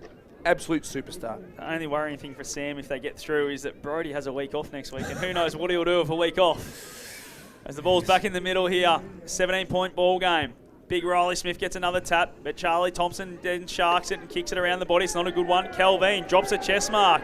Some tired boys out there making some mistakes, but he does well and goes and mops it up. His handball's poor, misses Munro. Catapan has it now for the Rovers on centre wing and gives it to McCarthy, who wants to switch the ball. He's got O'Brien in a one-on-one with Harrington. Just taps it out in front of himself. There's Lockie. Now he rolls back in board. Who's he got? No one. Kick. He's got Sam Murray. That's who he's got. Bounces beautifully. Nice little handball to Allison, who gets caught holding the footy. Umpire was about to blow the whistle and then said play on. Tenardi comes through. Oh, sells a nice bit of candy. His kick chopped off. Nolan has it now for the Rovers. Gives it to Thompson, and here go the Rovers forward. Rovers kick it to half forward. Wilson caught out the back. Up against Mitch Del Bosco. Wants to keep the football in. Rovers want it out. 2 blokes going hard for the Sharon. And in the end, the boundary line wins out. Margin at 17 points. 3 goals in favour of the Wang Rovers. We've played 22 minutes and 28 seconds for NZ. It's got to be near perfect. 29 points in the Tallangatta League preliminary final. Barnawatha's way. For Mr. Stoves, there's a whistle and a free kick for a hold. It's going to go the way of the Saints at half-back. Holbrook have a 3-point lead in the second semi in the Hume League 2 boys over Osborne. That would be massive if Holbrook got up there undermanned. It's a free kick to Munro at half-back. He goes by hand to Diesel Beatty. He's going to go down the line for the Saints. Long towards half-forward, looking for Sharp. Good spoil over the back was McQuaid. Ground level, just falls his way now to Sharp. Coming through, Capillari out of full forward. Oh, got to be clean, Riccardo. Well done, Nolan. Just worried him out of it. Capillari couldn't quite pick it up. Puts his hands in the air, wanting a free kick. Number says no. We'll throw it in, boys. Shaganola, just an old school defender, isn't he? That was just beautifully done. Push him at the right time in the right spot and got the ball over the line. Fantastic, Shag. Does not lose one-on-one, Shaganola. Well done, Cossack. Good tap. East, kick smothered. Ball finds its way to ground level. Everyone's appealing for a kick. Tommy Lockhart doesn't get sucked in. That's why he's one of the best. Tommy, 17-point ball game. Nearly 24 minutes gone here thanks to ball to Carpets Wodonga and NZ Albury. Massive stoppage here. Absolute massive. Myrtleford Saints need to make a move here, and this is a stoppage to do it at. They need big Toby Costa to do something special. He grabs it out of the ruck, kicks it to the goal square. Riley Shipe climbs from behind, wasn't able to mark. Lewis tackled by two Myrtleford Saints players. In fact, it was Parnell, and we'll have a ball up. Deep in attack for the Saints. They need a goal from this stoppage now. Toby Costa's been epic. Murray, his kick smothered. He hacked it off the ground. Goes as far as Catapan, who pirouettes out of a tackle. O'Brien's been important. Grubbers it along the boundary line. Well kept in by the Saints. O'Brien follows up his good work. Evades a tackle from O'Brien. Smith, boundary line wins out. Players out on their feet. 79 plays 62. 17-point lead to the Rovers. 24.5 gone for NZ. Fourth term for Mac Jack. The coach has been huge. Sam Murray's had 7 touches this last quarter, 24 for the game. He's been absolutely leading from the front for his club. Ball tossed in now, half-forward flank. Well done, Big Ed. Just got a double fister on and gets about 30 metres. Going back to Harrington. Gets dispossessed. Ball now ground levels east. Kicks it around the body. O'Brien's on it, but good grab from Big Kai Augusta. He's been good in this last quarter. Big Kai goes to the goal square. He's got Sharp. Can he take the grab? Well done, Cooper. Riccardi at ground level. His kick around the body. This goes high up and under. Munro sits under it, and so does Capillari. Oh, he's taking it. He's just come from nowhere. Tommy took it over the top of Matty Munro, and he's going to go back. He's not wasting any time. He understands. 25 minutes gone. He needs to put this one through with 17-point ball game to get it back to 11 points. Tommy Capillari, usually a good finisher. He's kicked it. Tommy, good finish there. That's his second.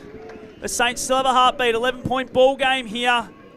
68 plays 79 on the Border Carpets Wodonga scoreboard, and we're going 25.5 thanks to NZ Albury. Fantastic finish. Understood the circumstances. Got the ball through the mill as quick as he possibly can. Get the centre. They're having a bit of a run of momentum here, the Myrtleford Saints. So they understand that. Get the goal, get it back to centre, get a restart, and let's keep this momentum going. 11 points. Big 4 or 5 minutes here, boys. Massive 4 or 5 minutes. Last quarter did go 31 minutes. We've gone 26 now. Tommy Capillari with his second, so there's still enough time for the Saints. It's got to be perfect. Big Riley Smith punches it forward. The ball just evades Matt Munro, who had no one around him, and had come off the square beautifully. O'Brien kicks it to centre wing. Dylan Stone with a bit of work to do, and he was really good.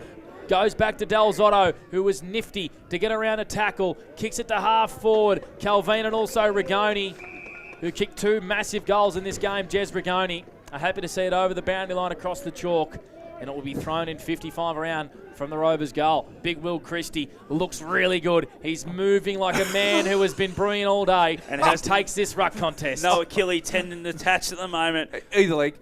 Ball tossed in. Smith wins it. Oh, Agosta just dumming around no one. Munro gets a handball to Curtis.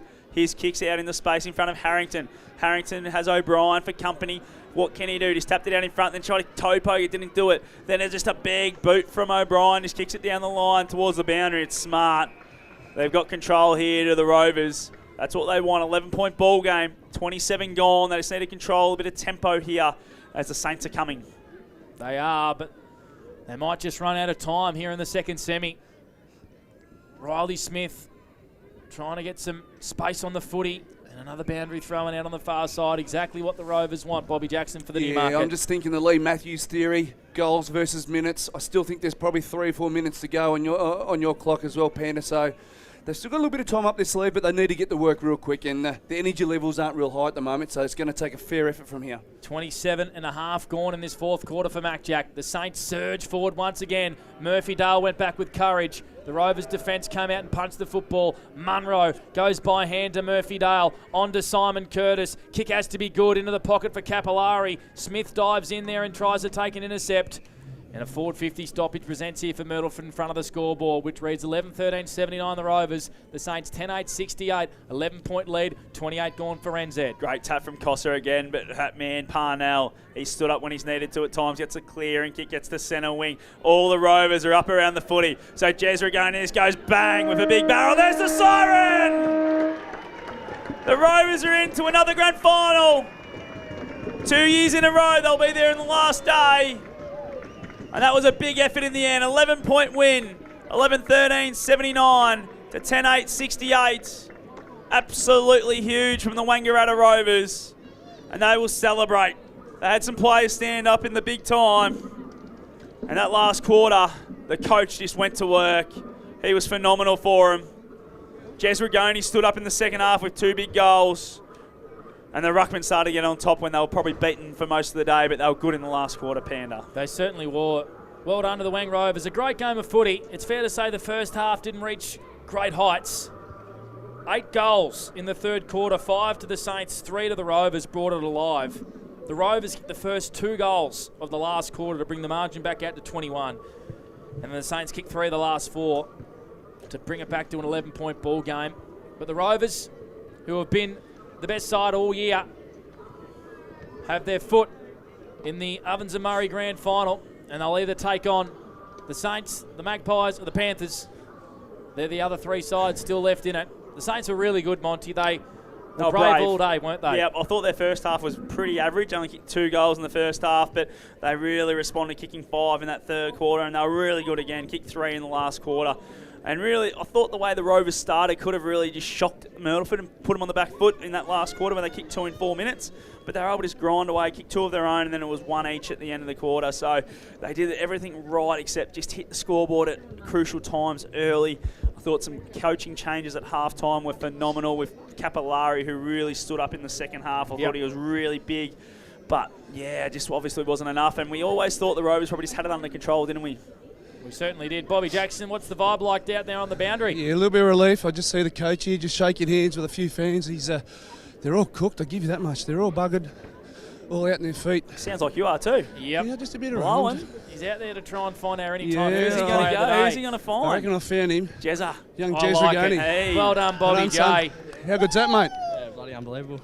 Pretty big second half. The game was in the clinches there for a while, but come with the moment, come with the man, mate. Couple of big goals by yourself. Yeah, I don't know. I think we were struggling there a little bit, so we sent Coots down back, and I was the one that went forward, but I wasn't expecting that. But yeah, lucky to get on the end a couple. Yeah, you had to be in the right spot at the right time, but geez, she was an arm wrestle all day, mate. A war of attrition. Yeah, they really brought it to us. We had to play our best footy, and I think we did at times. But yeah, I think far from our best today, but yeah, we'll be able to fight it out, which was the main thing. It gives you a good rehearsal going into a fortnight's time, doesn't it? Knowing that this could throw you the very, very best at you, but you boys responded. Yeah, I think so. I think that's what we've been able to do all year. I think when we get put on the back foot, I think we're able to respond really well, and yeah, we did that again today, and we're able to get a close win, so yeah. I think your coach leads from the front pretty well when the game's in the clinches, isn't he? Yeah, he's pretty tough in there, isn't he? He had 7 touches in that last quarter, really stood up when they needed. Yeah, he's our barometer, so yeah, he's really good. Well done, young man, playing in the grand final in a couple of weeks. Thanks, Bobby. Thank you. Bob Jackson, boundary side with our Anytime Fitness Player of the Day, and he'll feel like that was his best senior game of football. Jez Rigoni in a big game, second semi-final. Hasn't played forward all year, floats forward and kicks 2 massive goals in the third and fourth quarter, Monty. That was fantastic stuff from Jez. Yeah, absolutely. And they were classy finishes, weren't they? Like, I think the second one in that the first one he kicked in that last quarter was just crumbed it from the goal square and just snapped it beautifully. And boys, I've got exclusive here. I've got Kyle Raven as we're walking off. Mate. You taking some sort of credit for opening the game up after half time? No, I got a bit of a strafing from Panda at half time to make it a bit more exciting, but I don't know, it just got close in the end, didn't it? They threw everything at you in the second half. They really come to play with a different brand of footy that they haven't sort of produced for against you guys this year. Yeah, they're a bloody good side, and they get the town behind them. I started my career there and know exactly what their crowd is like when they get that momentum. So for them to come at us, especially in that third quarter, and then us to kick a couple of early ones, it was great. So. Great test for a fortnight's time, mate. Yeah, looking forward to it. Well done, mate. Good, well done. Cole Raven, assistant coach of the Wangaratta Rovers, a great friend of ours on O&M Live. Watches lots of vision. Yeah, watches lots of vision. Maybe not quite as much as Sam Murray. I look forward to our post-game interview. I'll be getting him, boys. Don't in worry about about that. 7 minutes' time as Bobby J will head into the rooms. We'll get the Rovers song as well. Not sure, Connor. When was the last time all three Rovers All three Rovers? Yeah, Rovers would be a very long time, I would have thought. I know. Any club, I'm not sure. Yeah, I know. What's that, sorry? Maybe, yes, 2004. Wally's very happy. The president of the Wangaratta Rovers, another grand final for the Wangaratta Rovers, and we're just getting some advice off air from a gentleman down there who's very refreshed. He looks very refreshed. Wanting to know when the last time the three Rovers sides were all in the grand final. It's a good question, Scotty Montgomery. Yeah, couldn't tell you. Third, seconds and firsts. 2 were there last year. So we are following Bob Jackson into the rooms. Might struggle here at the Normans Oval. Concrete jungle, we normally do. So just repeating, 11-13-79, the Rovers over the Saints, 10-8-68. 11-point win to the Rang Rovers. They'll sing the song nice and loud. They're into the SS&A Ovens and Murray Grand Final. The rooms are nice and happy, and as they should be. Hopefully it comes through loud and clear.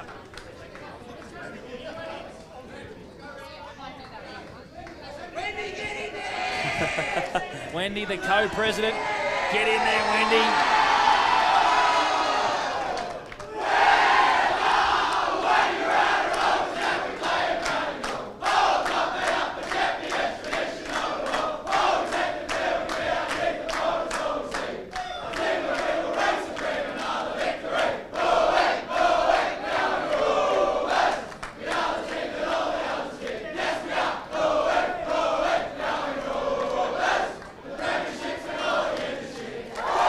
Well done to the Wangaratta Rovers. They're through to the SS&A Ovens and Murray Grand Final with an 11-point victory over a brave Myrtleford Alpine Saints, 79-68. Our post-game show for the Clubhouse Bar and Bistro coming live from the Normans Oval after this. The Rovers too good over the Saints. It's O&M Live where you won't miss a thing.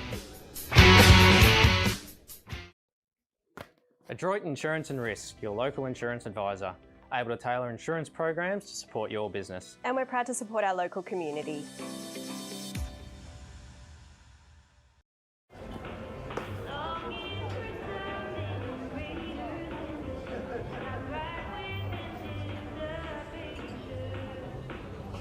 I reckon I'll go mid. Carlton Dry 3.5. Embrace the mid.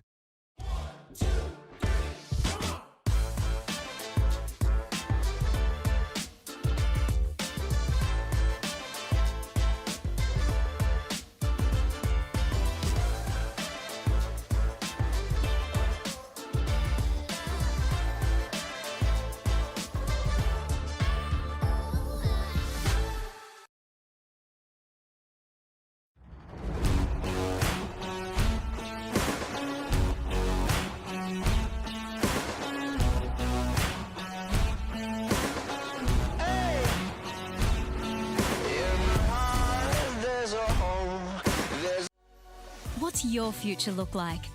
Where do you want to be? Whatever it looks like, with GoTAFE, you've got this. Get real skills for real jobs and careers right now. Search GoTAFE today.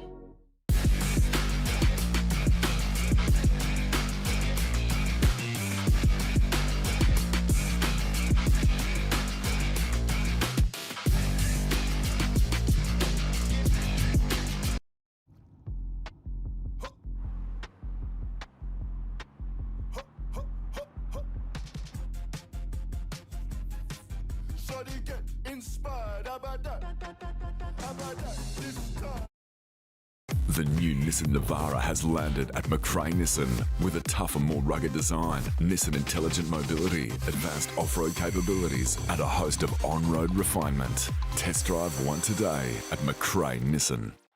The Ovens and Murray Football League is proudly sponsored by Opal. Thinking packaging? Discover Opal. With Optus Home Internet, you get more yes, which means less family screen time and more harmony with powerful Wi-Fi.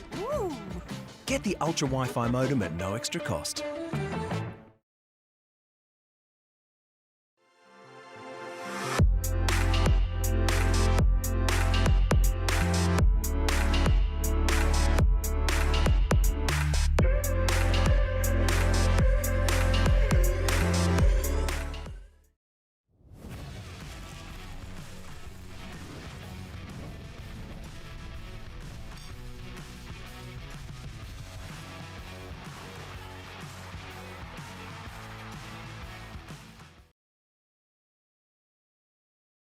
Welcome to Sundancer Homes. We make building your dream home exciting and stress-free. Backed by over 30 years of experience, one of many reasons why we provide a lifetime structural guarantee. Visit our information centre at Dean Street, Albury. This goes out to all the runners, the racers, the chasers, out of the box, and primed for the show. On your marks, get set. Running too late. Being first out the gate. Get the fit you need. The athlete's foot. Fit for every run. My family means everything. We're always there for each other, sharing adventures and precious moments.